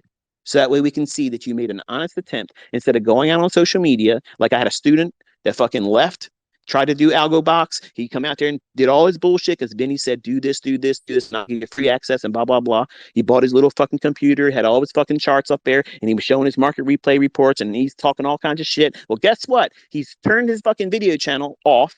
All his videos are fucking made private because I guarantee you, like I told him privately, I wish you luck at what you're doing, but I already know what your problem is you. And where's AlgoBox success story in that? Crickets, motherfucker, crickets, because it was the student's baseline issue himself. Some of you are just not going to be able to do this. It matters not who's teaching you what, period. But that's the discovery. You have to find out what your character flaws are. You have to go through that beginning process. And some of you have to go through that a lot longer because you don't want to let go of the painful fucking problematic issues that are plaguing you and preventing you from finding the fucking success that you think you deserve and want, but you're never going to obtain it because you can't get out of your own fucking way. That's the reality. That's the unfucking sugar-coated fucking way of telling you. And some of you get offended. I don't fucking care because it's the reality. I would want someone to tell me this is the way it is. Michael, you're getting ready to do this. It's going to be hard. This is where you're going to fuck up. Now let's go through a process of finding out where your fuck up problems, these root core issues. You have to find out where they are and be fucking humbled by them in the beginning before you put money at risk. Humble fucking beginnings. How do you build equity from humble beginnings? You've learned. You have learned who the fuck you are. And guess what? You're all fuck ups. I was a fuck up in the beginning. And guess what? You learn. Oh, I keep making the same mistake. How do I know I'm keep making this mistake? Because I'm journaling it. I'm recording what I'm feeling, what I'm thinking, why I see this, why I think it's going to appear in the chart. Am I mad about something? Am I going into the marketplace on an emotional high? Everything feels good. And I feel like, well, I mean, I can't lose. Let me go in there. All those things are characteristics they're going to repeat. And you need to identify what they are, because if they're hurting you, you need to go right to the root cause of what causes that. And if you have that in your mind before you press the button, it's better for you not to take the trade then until you wrestle these demons into submission. Otherwise, you'll talk yourself into doing shit that you shouldn't be doing and talking yourself out of the things that you should be. Folks, I'm sorry, but they don't make fucking trading psychology books that's going to tell you this. But this is exactly what the fuck you need to hear. You're listening to somebody that went through it. And I begged everybody that had more experience than me, please direct me to books, direct me to teachers, direct me to somebody that knows how to conquer all this stuff. I'm wrestling all these things and I can't figure it out. Well, just like I promised you, if you journal, you're making the fucking best fucking trading book ever. And you're writing it yourself. And it's strange because it should never be shared with anybody. That makes it a treasure. That makes it an heirloom that you can pass on to your children. That was a time capsule every day of your life, what you were thinking that day, the decisions that you were making that day that helped frame the legacy that they're living off of now in the future. That's a unique experience that people can't get the same from a photograph. You can have photographs and old movies and 8mm films and all kinds of shit.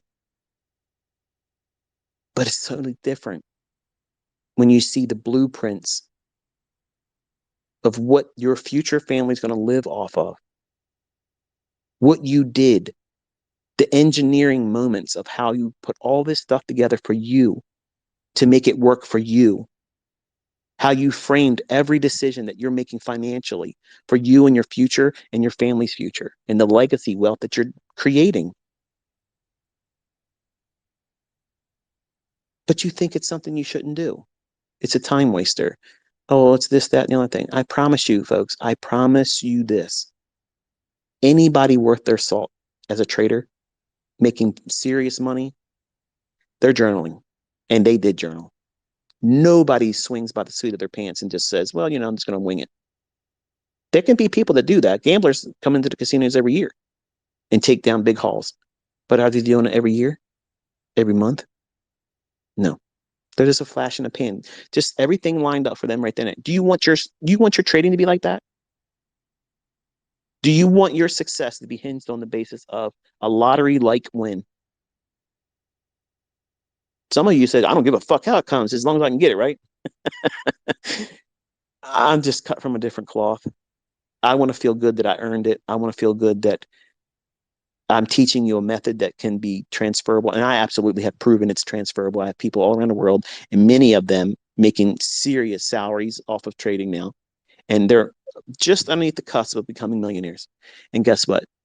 You're not going to see ever an algo box you're ever come out with proof that they're a millionaire. You're never going to see a $600,000 algo box profitable trader in real money, not market replay reports. Vinny, I'm sorry that I have to talk this way to you. I never wanted to do these things. And when we were talking privately, I told you all these things. I said, I'm not the person you're making me out to be. I invited you to have me and my wife share a dinner with you a year ago. And I told you I didn't have nothing to do with Shane Fields doing whatever the hell he did that day. And I thought that was a skit. I thought that was something that was cooked up by you And then when that guy started talking all that shit, I was like, what the hell? That was nuts.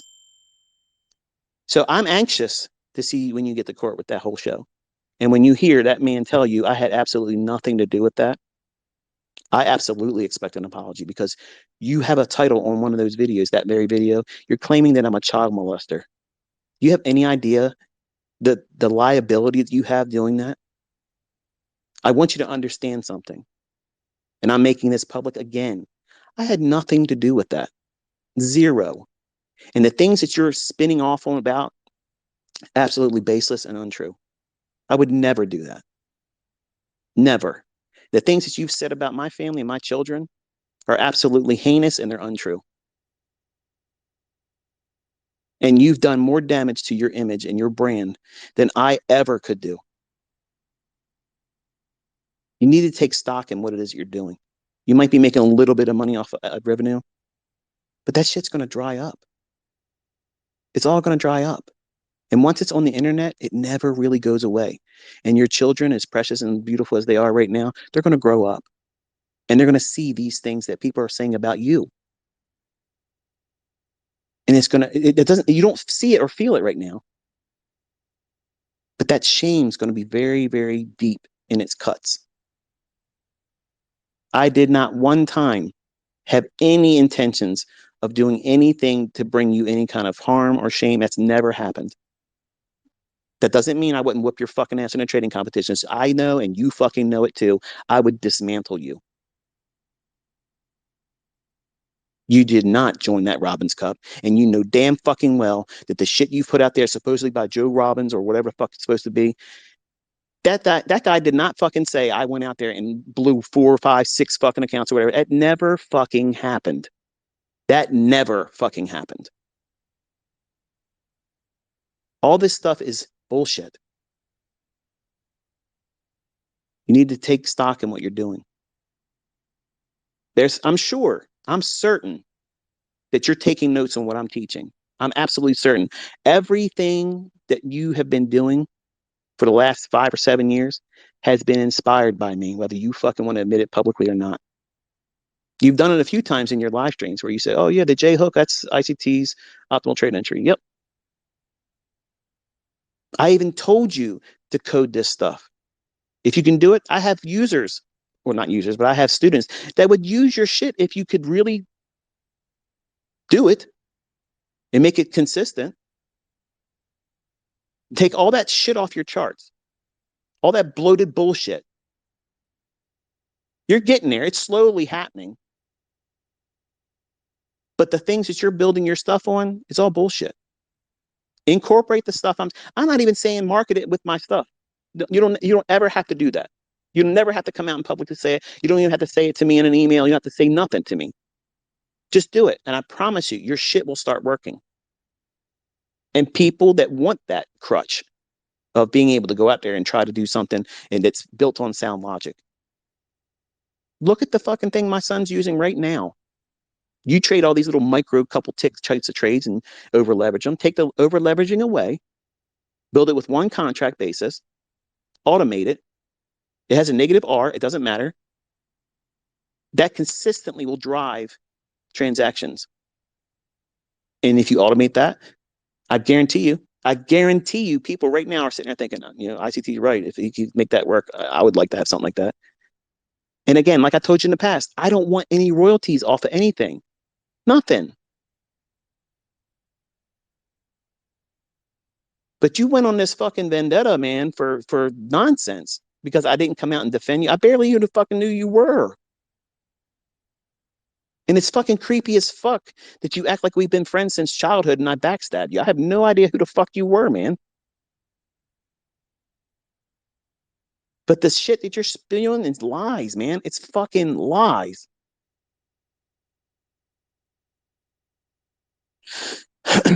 So, anyway, let's cover Cameron's model and then I'm going to close this one because it's about time for me to grab something to eat. When I sat with Cameron, I told him, I said, look, to keep you from over trading, to keep you from having the issues and worrying about where your stop loss should be moved or where partial should be taken, you can only trade with one contract. And initially, I wanted him to trade with a micro. That's what I wanted him to do. And it wasn't about the amount of money. It was about him learning discipline and seeing the compounding effect of doing one thing well and just letting it happen over time. Keep doing it, keep doing it, keep doing it. Because if you do very, very well and you can find 10 handles very easy, very quickly, go in and find it. This is applicable to Forex, by the way. I know everybody likes to ask me questions like, I didn't fucking say this before, but it works in Forex the same way. Any market. It's the same thing. Liquidity and inefficiencies are the thing. Everything else is nonsense. Everything else is fucking bullshit. The idea of anticipating intraday volatility, that's what his model is. He's not even using the weekly bias. He's not using a daily bias. He's not looking at anything except for what's existing right now in price action. Now think about how easy this is.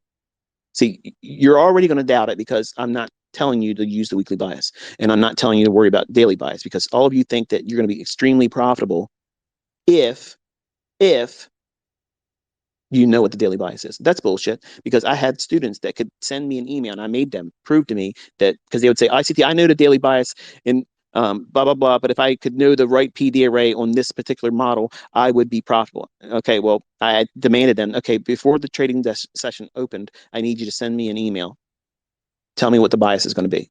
And they were incorrect. So they're bullshitting me. Okay, I have students that will lie to me as their teacher. And I'm fully capable of accepting the fact that there are going to be people out there that are going to lie and say my shit doesn't work because they aren't doing it correctly. That's why I said, bring your receipts. If you know that you have tried, show me that you have tried. Show me what you have been journaling. And showing me 5 fucking pages of scribbling is not journaling. That's somebody hurrying up trying to put something together to make it look like it. Because on face value, people's attention spans are very short. They're going to say, oh, yeah, I saw he journaled. What did he fucking journal? What did she journal? What did they journal? What were they looking for? What were they measuring? What were they fucking trying to do a case study on? What model are they trying to employ? Are they changing shit all the time when they go into the marketplace? Or are they looking for one particular thing?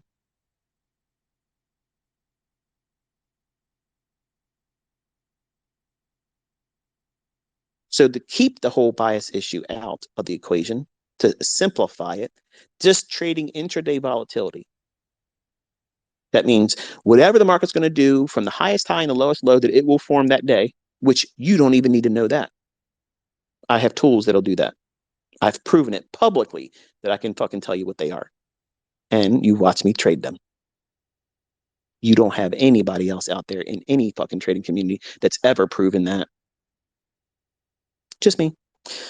Now, intraday volatility, that means you're going to be looking for an hourly or basically a 60-minute swing high or a swing low that is likely to move to. It's in close proximity to it.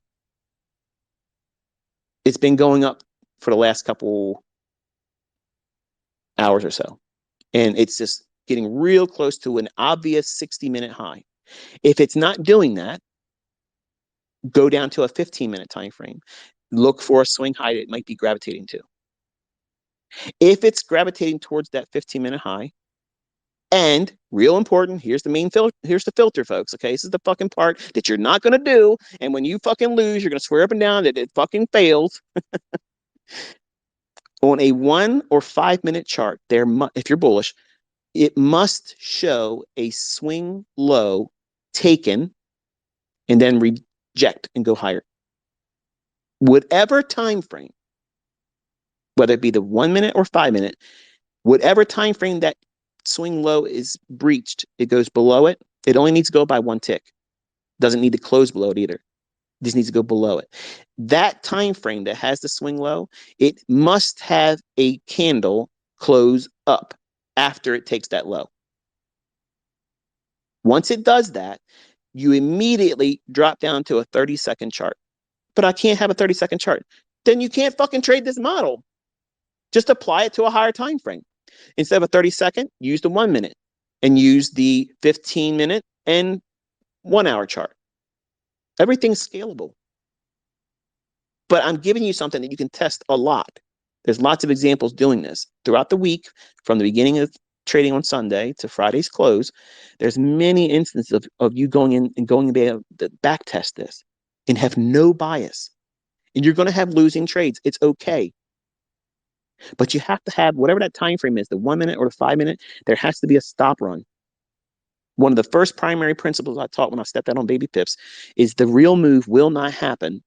The dynamic price runs where there's magnitude and delivery and speed, that will happen after a pool of liquidity is engaged. That means if the market's bullish, if you think it's going to go higher, I think it's going to draw up to some level, whether it be a high, a relative equal high, inefficiency above market price, whatever that is up there, that you're framing as a reason for it to want to go up, it's far more likely to get up there with conviction and speed if there has been a short-term run on liquidity that's below the marketplace in the form of stops or sell-side liquidity. Because the market's going to go down to allow traders to buy those stops. What traders? Smart money. The algorithm is cowtailing to them. It's called handshaking. The market reprices to levels to allow handshaking to occur. That's the real term. That's exactly what's going on. And when those orders are being provided to the participants that are on the sideline, you're not seeing their fucking orders on the DOM, the depth of market. It's not DOM, by the way. DOM. When that is showing those numbers and stuff, their orders are not sitting there. Smart money's orders are not sitting there. They're not fucking sitting there, folks. That's why I'm laughing at you when you're fucking using it and you're asking me, show me your order book, show me your level 2 data. That's fucking bullshit. That's all bullshit. It's spoofing. Their orders are immediately piped in. Immediately. They're not sitting around waiting for you to read them. If they have their orders the size of their fucking orders and the volume of their fucking orders, if they were sitting out there where you could see them, you could really read sentiment then. They're never going to fucking let you do that. Why the fuck is it so hard for you not to see this? Because people on CNBC and people that are allowed to talk on CNBC that have no fucking real clout on Twitter. I've been on CNBC, so therefore my opinion matters. The fuck out of here. When it drops down to take the sell side when you're bullish, whatever that time frame is that has the swing low that it pierces and goes below, as soon as it does that, you have to wait for one candle to be up close. Once it does that, then and only then do you drop down to the 30-second chart and you wait for a fair value gap to form and then you buy. The best one is the first, but you can take continuous buys on a 30-second every time it creates a fair value gap or trades to a down close candle. You treat it like a bullish order block. And you can turn that single one contract model over time. If you submit to 3 months of doing it, you build discipline and you aim for that liquidity. But here's the thing. You might be just like my son and you're scared. You can't hold a trade. Okay. Best case scenario, put a limit order at 15. 15 handles, there it is. So you're risking 12 to make 15. That's not bad. It's a little bit better than 1. But most of the time, my son has 10, 11, maybe 11 and a half, sometimes 12 handles. And he moves his limit order around if he ever uses it. Sometimes he's honest with me. He says, Dad, I don't have a limit order because I'm afraid if I put it at 10 and it goes to 15, I'll be upset about that. So he's still not disciplined in that regard yet. He's growing, but this model allows him that growth. It protects him from losing a lot because he can only trade with one contract. He can only take one trade per day. He can only do one thing. And it keeps him in a tight little bubble where he can only, like a petri dish, okay? I've taken him and I've put him inside of a petri dish and said, okay, this is all you can fucking do. You can bloom and grow all you want, but you're never getting out of that fucking petri dish until I tell you new parameters.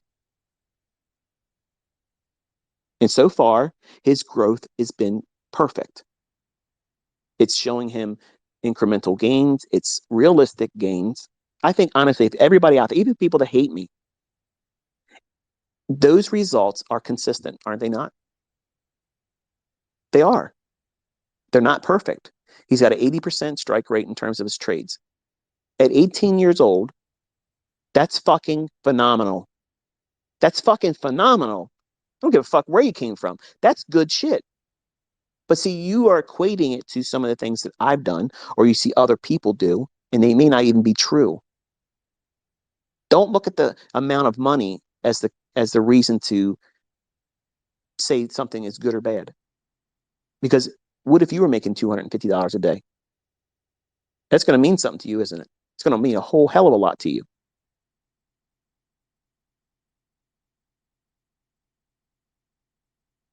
Whatever you're aiming for, as far as the draw on liquidity, over time, you'll learn to hold it a little bit more. See, he has to submit to this for a few more weeks before he's allowed to go for 20 handles. Because he's not going to have, right now, he doesn't have it yet. He doesn't have the wherewithal to be able to hold the trade for 20 handles because he's nervous. He's afraid. He's expecting one of those weird, crazy, big down close candles or wicks that come against him real quick. He's expecting it. That's what he's having in his mind. He thinks they're going to jump out like a boogeyman. And you're laughing and smiling, thinking, it's exactly how I feel every time I'm in a trade. And you know how you beat that? You know how you beat that boogeyman? You just constantly engage and you desensitize yourself to it. And you see how many times does it really manifest itself? It might happen once a month.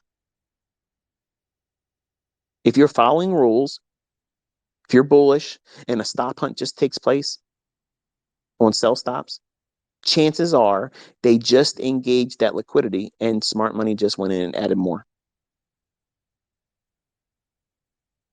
Then the algorithm reprices higher. Not because they bought it, not because of the buying pressure. The handshaking element that the algorithm does, it delivers to a pool of liquidity. It doesn't know how many orders are there. It can't know how many orders are there because it's always changing. Orders are coming in and being pulled, spoofed, putting in, put them out. Like that's not a factor when it was coded. It's just where will they be? At what time are we interested in going there? That's how the algorithm is coded.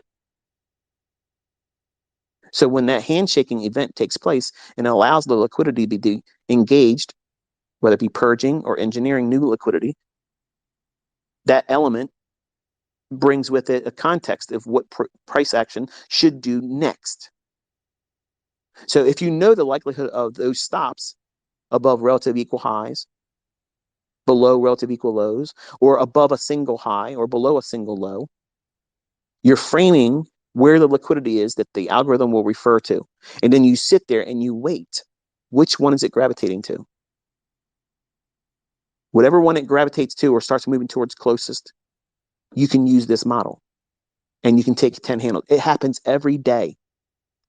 But you want 50 handles.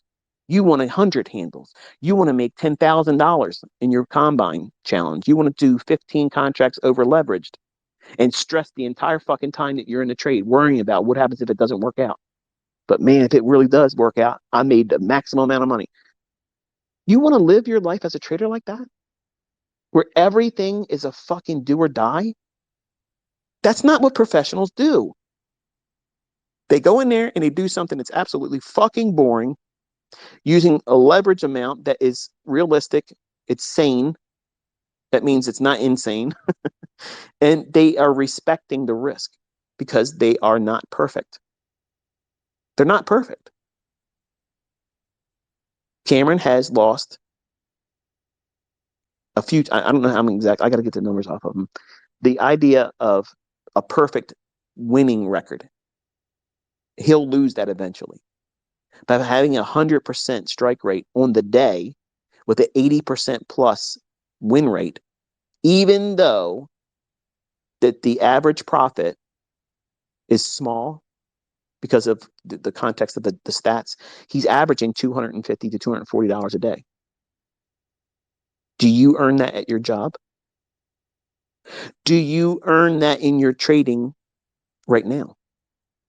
Do you feel confident that on Monday that you're going to be able to make $200+ absolutely assured that it's going to happen? Do you have that feeling in your fiber, in your being as a trader, as a student, as someone that's learning how to do this?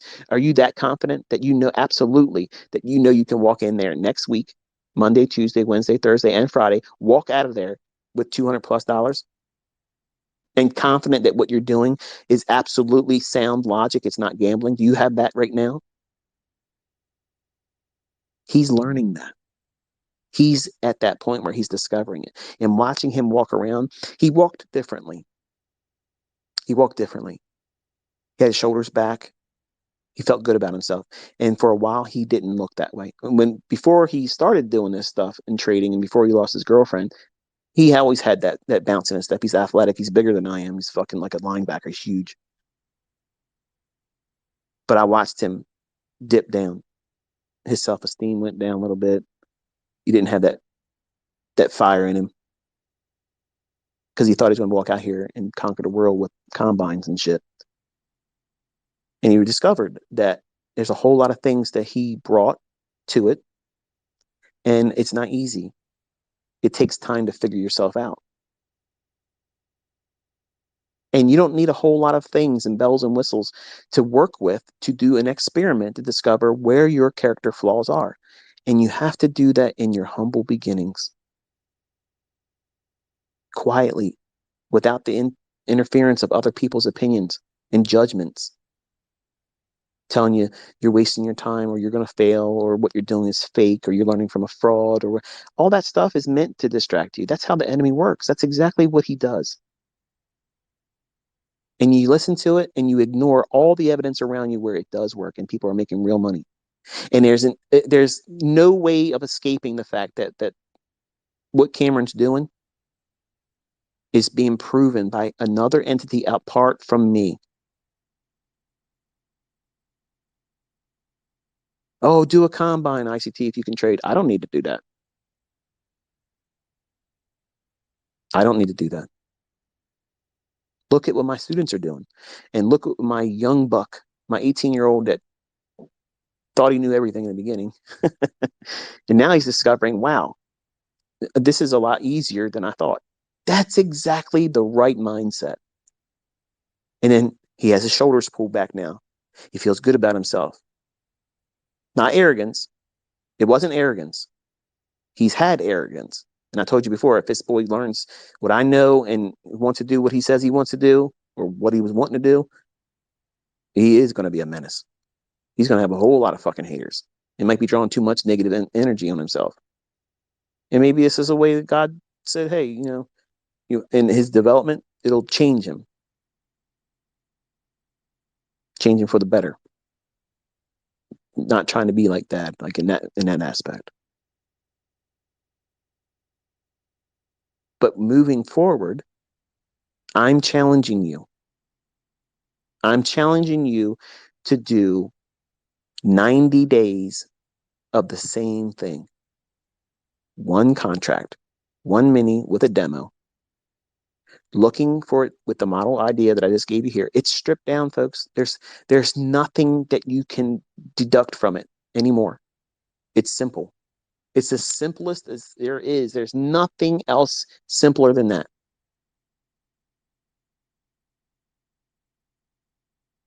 If you can watch the market in the morning, you look for it there.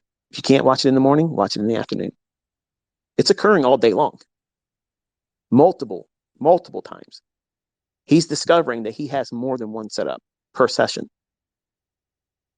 Dozens of setups per day. I said that plurally. There's a lot of them there. And that's what these algorithms do all day long. They pipe their orders in, boom, boom, boom, boom, boom, boom, boom, boom, boom, boom. And they're sliding themselves in between everybody else's orders and buying and selling. And that volume comes in. There it is.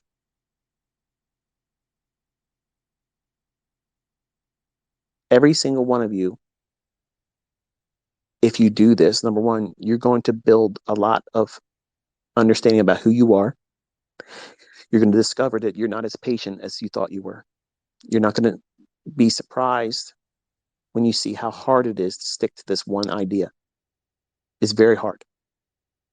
But you will not be able to stick to anything else, risking more money when that emotional stimuli and courage is diminished when you take a loss when you're trading with the largest leverage.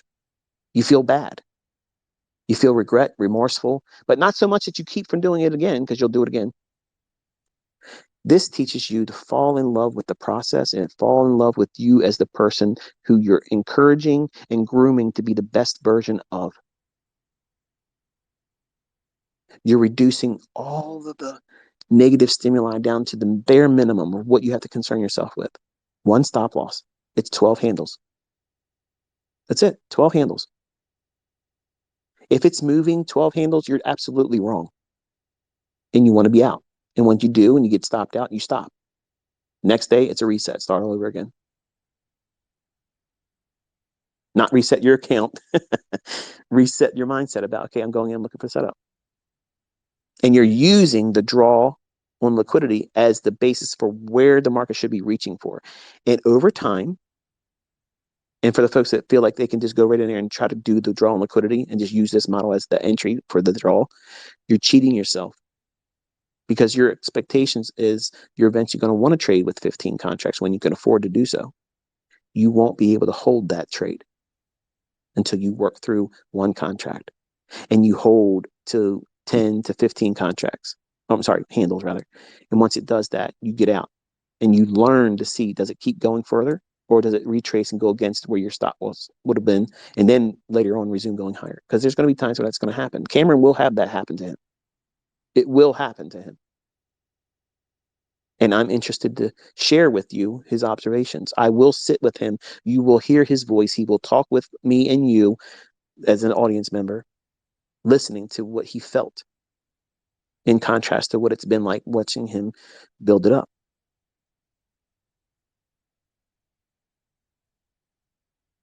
But don't cheat yourself. Don't cheat yourself the opportunity to grow, trusting how to hold on to a trade. This is exactly the perfect learning environment. How to teach yourself discipline, patience, how to follow a model and a process, adhering to it. Don't do anything extra beyond that. Don't over leverage your account because you can only do one contract. And kill the whole myth of high R multiple trades is the way to go, or you can't be profitable. That's bullshit. That's bullshit.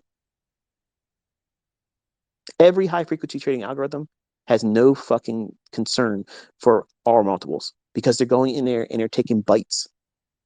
They're taking bites of it. They're not out there fucking trying to take the whole day down. They're just taking a bite. And this 10 handles is a bite. And there's a lot of that on the plate every single day. And you only need one of those 10 handles to carve out a model that can make your whole life better. What would $200 a day do for you? Am I selling you a Lambo lifestyle? Fuck no. Am I showing you how you can get your groceries paid for in a month? Absolutely. Am I helping you figure out how you can get that car note covered because you just had a separation and there's now less money coming in?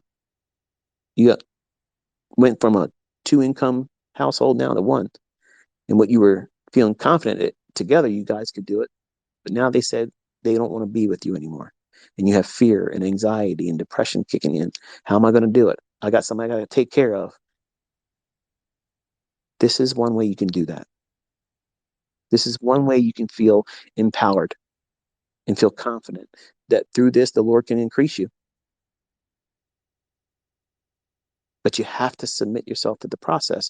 You have to submit to a rule-based idea. And there is none simpler than this. It'll conquer everything that you're wrestling with. Fear of missing out. Because you're going to discover, man, these things happen all day long. Yeah. I missed that one. Oh, no. No, you'll never have that feeling. You'll never have that feeling. I never look at a market and say, fuck, man, I missed that fucking move. Where the fuck was I thinking? Why not? Why did I do that? Why did I do this one? What? It doesn't happen. You don't hear me talk like that, man. You don't hear me say none of that shit. It's boring as fuck because it's the same shit every day.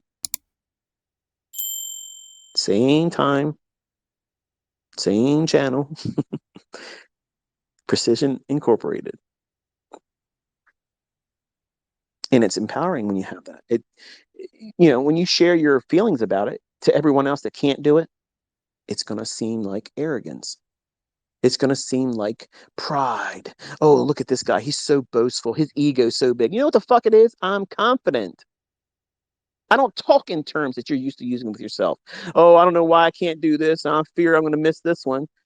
I should have did this. I should have that. No, oh, that's defeating terms. That's a vocabulary that a failure fucking holds on to.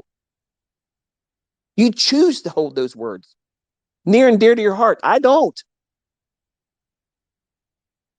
I'm more than an overcomer. I am a conqueror. I am not teaching you to be complacent with mediocrity. You're not destined for that. You're not destined for that. The fact that you're still listening to me is a testimony to that, because you're getting fed and you feel it. You're getting sustenance from it. You're being reminded that you are not what you've been telling yourself you are as a failure. You're not a failure. You're in progress. You are a work in progress. They needed to put a construction sign out in front of your house, under construction, because your shit's about to change. Everything's about to change. Your perspective has to be the first thing that does change.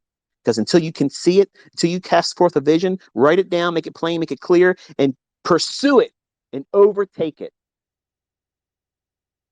That's what you have to do. You have to have these humble beginnings.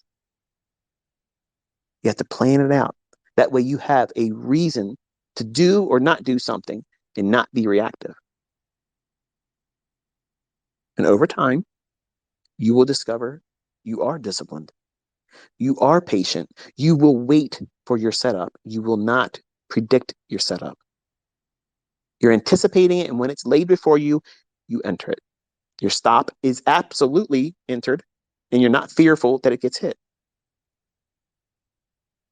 Over 90 days, you'll look back. How many times you get stopped out? How many times did you lose? What was your net profit? How many times did you have winners? When did the winners really work?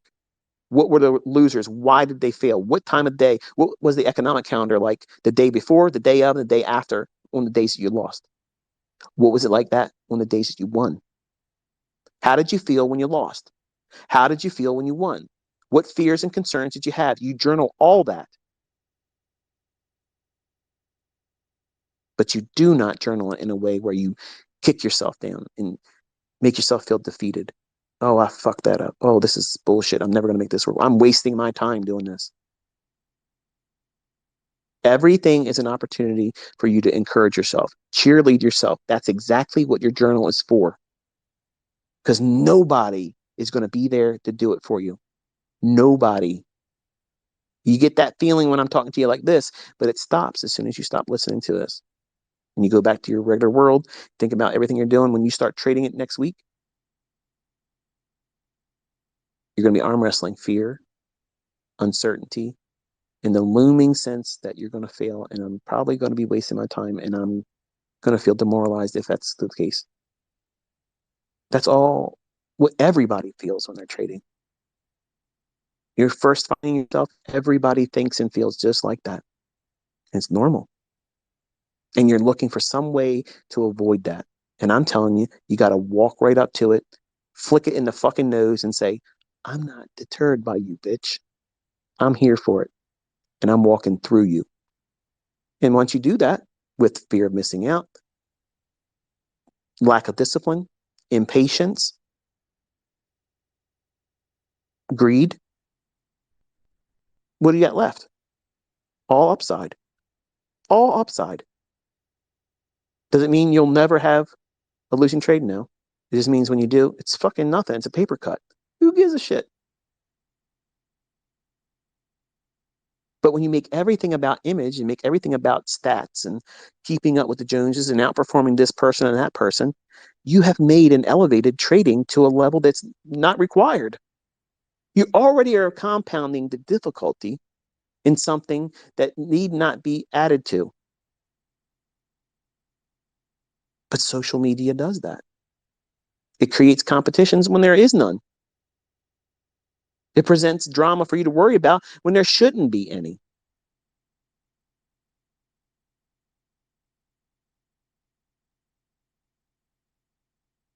Humble beginnings, folks. All of you have the opportunity to have that now, even if you've been profitable, even if you've been contemplating, trying to do something new with the stuff I teach, and you're already doing things on your own, doing something else. Try this model. Try this approach to doing it. Studying it, seeing how people can grow, develop with the least. And I want to inspire you to think about where you might be next year if you've done this project with yourself. If you walk forward with it for the next 90 days and you submit yourself to this process. That doesn't mean don't do everything else that you're already doing, but at least try this. Just try it. That's all. Just try it and see what you learn about yourself. See what you discover about how you view price and how you look at yourself in terms of KPIs. Okay, these measurement statistics that help you determine how well you're doing in progress. And imagine what you'll feel when you get to the point where after 90 days, you can start doing it with 2 contracts. Do that for 2 weeks. And then after 2 weeks, if you're successful doing it there, then go to 3 contracts for 2 weeks. If you're finding the same routine and rhythm there, after those 2 weeks, go up 1 more contract. And you do that continuously until you get to 10 contracts and then plateau there and spend a few months doing just that.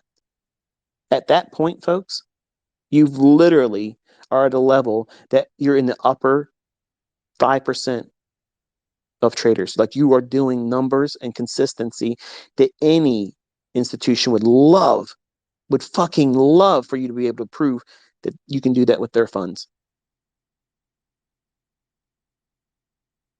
Over time, it grows more and more and more, but you have to allow for the incremental growth.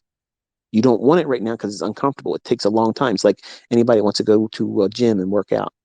Maybe over the holidays, they put on a couple pounds and they want to get shredded because spring will be here soon. They want to start working out. They might join the gym. They might go there for the first few times, and all of a sudden, I ain't going to the gym today. I got something else to do. And then all of a sudden, they're not doing anything except for paying for the gym membership. And they're gaining more weight, getting more unhealthy. And the whole time, they're lying to themselves in the mirror. It ain't that bad looking. My love handles ain't that bad. My shirts feel a little bit more tighter than they used to be. That's all right. Who cares? I'm married, right? Yeah, make all these excuses. And that incremental movement away from your goal, you're willing to accept those, but you're not willing to put in the effort to do these incremental gains and goal movement further away to a goal that's worth holding and striving for. It's funny how that works. It's just like when you hold your trades that are losing, you're willing to hold it. You're willing to hold on to that trade that's a losing trade. You know it's a losing trade, but you just can't let go of it. There's something in you that's holding you back from just taking that loss.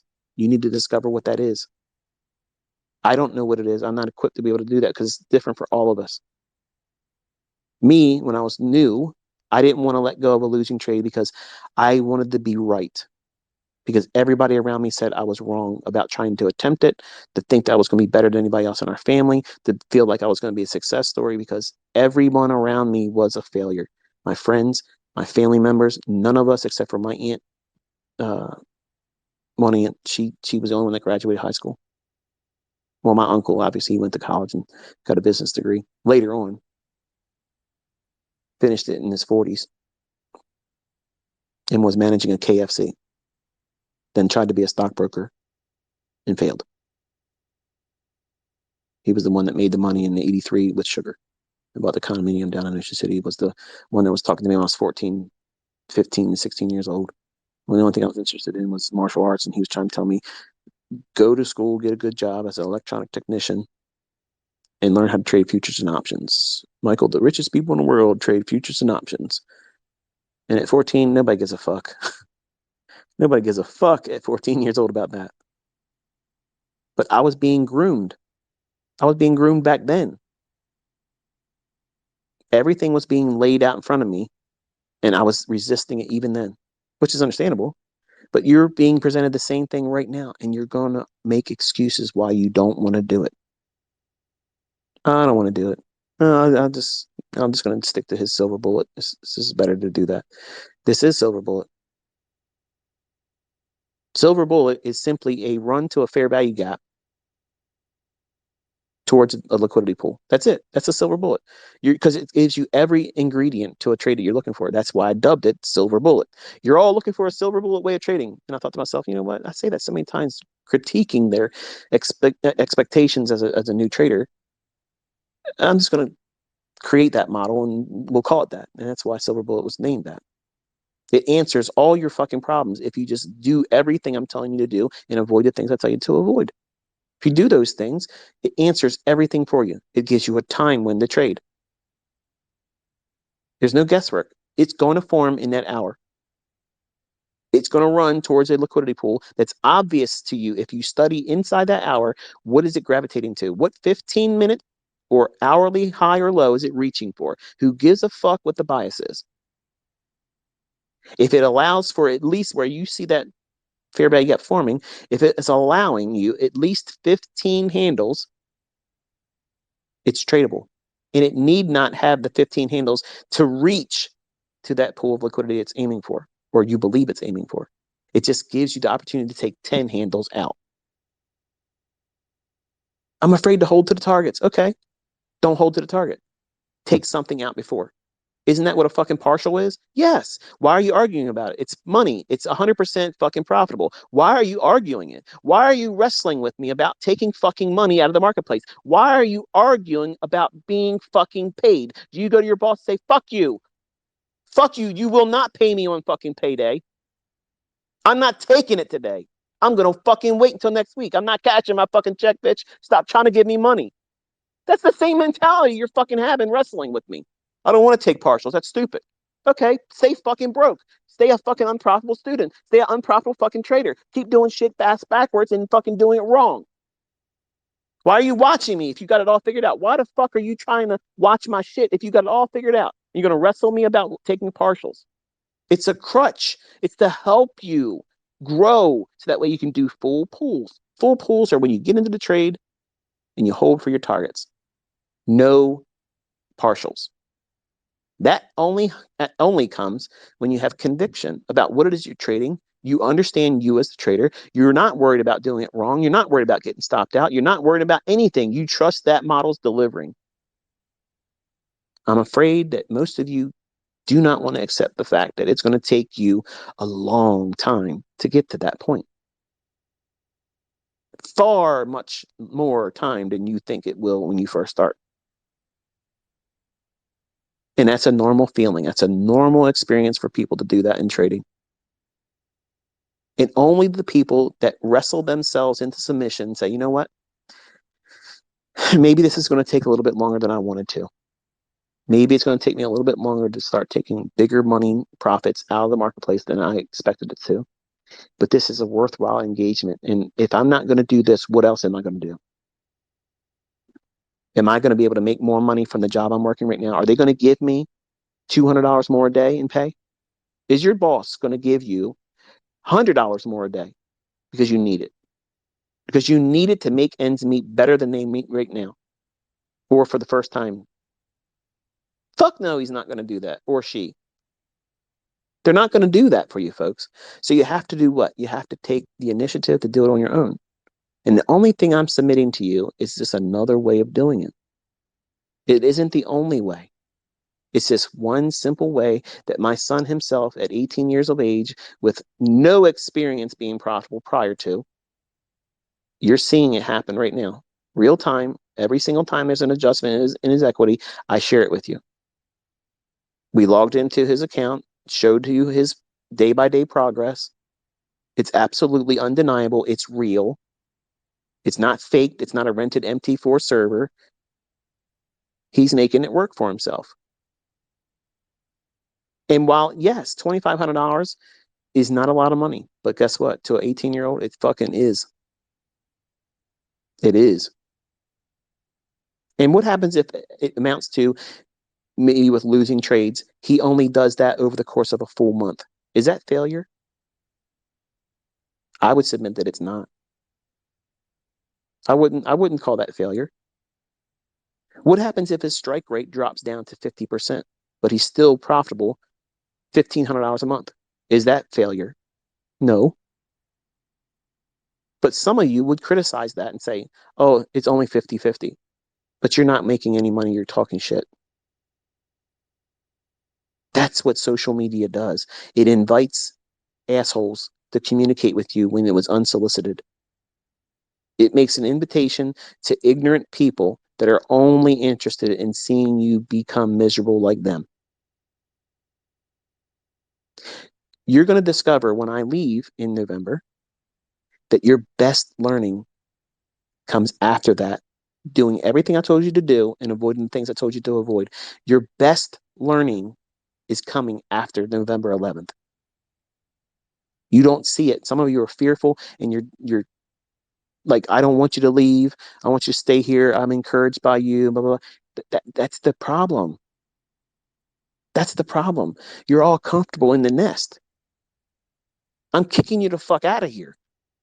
You're not supposed to live with me forever. I'm not supposed to be with you forever. I taught you how to do it. I taught you how to fly. And when the mom and the dad says it's time for that eagle to get the fuck out of the nest, they boot their fucking ass out. Let me tell you a quick story and I'm going to end it. Eagles are very interesting animals. Very interesting animals. You know, their vision, they have telescopic vision. That means they can stand on one field goal post of a football field and zoom in on a quarter, a 25-cent piece in the US currency. They can see that laying on the ground at the other end, 100 yards away. And people say there's no creator. Well, an eagle, it goes through periods of its life where it looks for a mate. And when it finds a mate, it mates for life, one mate. It doesn't go around and whore around with anybody else. It finds a mate. And the female eagle, what she'll do is she'll fly around and see if the male eagle's going to be committed to stay with her. And eventually, when she feels like she is willing to test his ability to be the father of their eaglet together, she'll go down and she'll pick up a branch or a twig and she'll fly out really, really high. And the male eagle will fly up there with her. And then what she'll do is she'll drop that branch. And that male eagle better get his fucking ass down there and catch that thing before it hits the ground. If it hits the ground, she turns him away. She will not mate with him. What is that practicing? Because in the beginning process,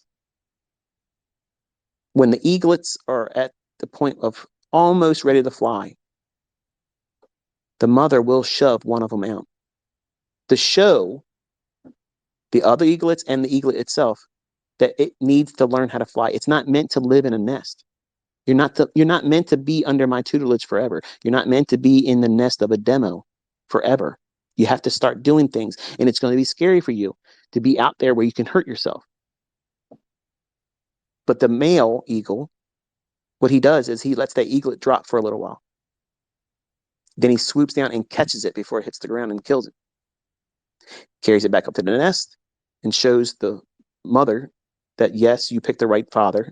I got us. I got our children. But that eaglet has now been introduced to the idea that I better flap my fucking wings, because what happens if dad doesn't get to me in time? They have to do what? They have to trust the process of being uncomfortable and eventually finding their wings and flying. At some point, one of those eagles will probably pass away before the other. And many times they go through depression and they stop flying and they start walking around on the ground. Their claws start becoming disformed and their beaks, they start molting, where they get this like cast of calcification around their beak. And many times, unless they change the way they're doing things, they'll die in that state. Other eagles will come and they'll drop food down to them because they're no longer flying and hunting for it. And people say there's no creator.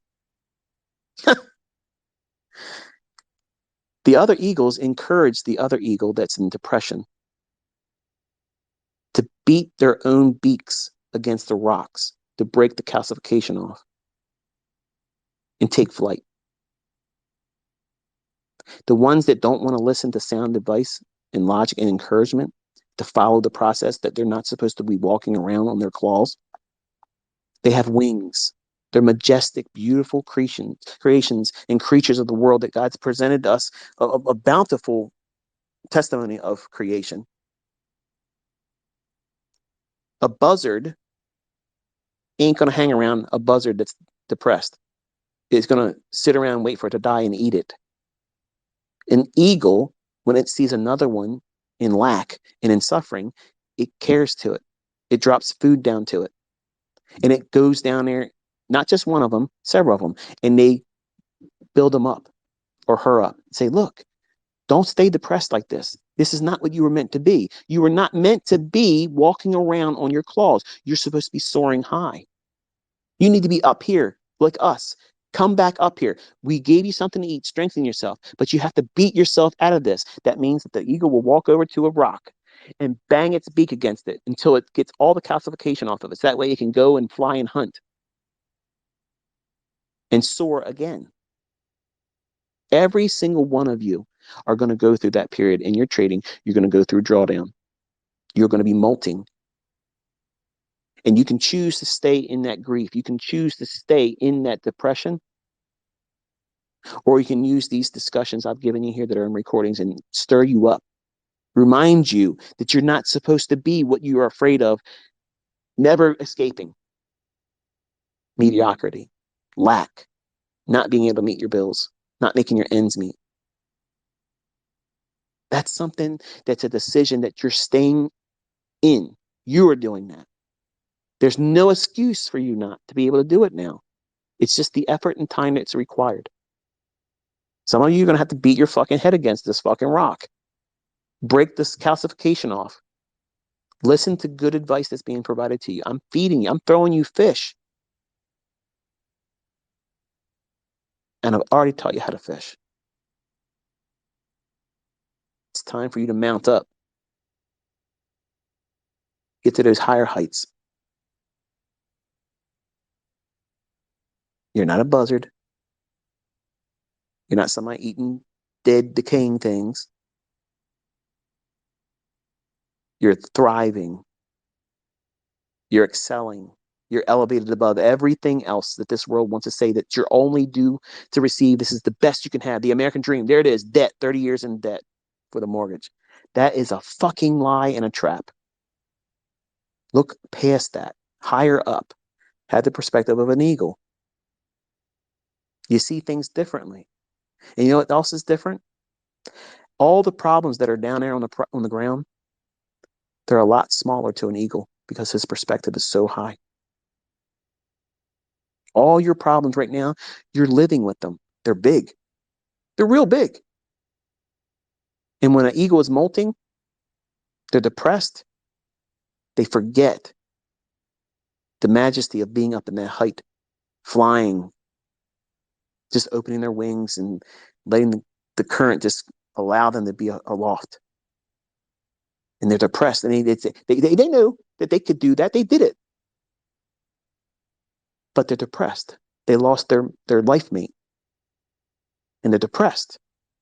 And eagles look after their own. That's what makes them a wonderful creature. That's what, to me, is a testimony to there's a creator. They have empathy for one another. They take care of one another. And I am trying to be that dad eagle. Yes, sometimes I'm going to kick you out of the nest. I'm going to tell you this is what's going to happen, and it's normal. But eventually there's going to be a real time where I'm going to let you fall. I'm not going to swoop down after November 11th. And I'm being honest and upfront with you so that way you know. I have scheduled my departure. I have done this. And you have everything that you need. Everything else is just your effort. But you're going to have to beat yourself out of that depression and that fear of wanting to be ground level when you're not meant to be ground level. So hopefully you got something out of this one today. I enjoyed talking with y'all.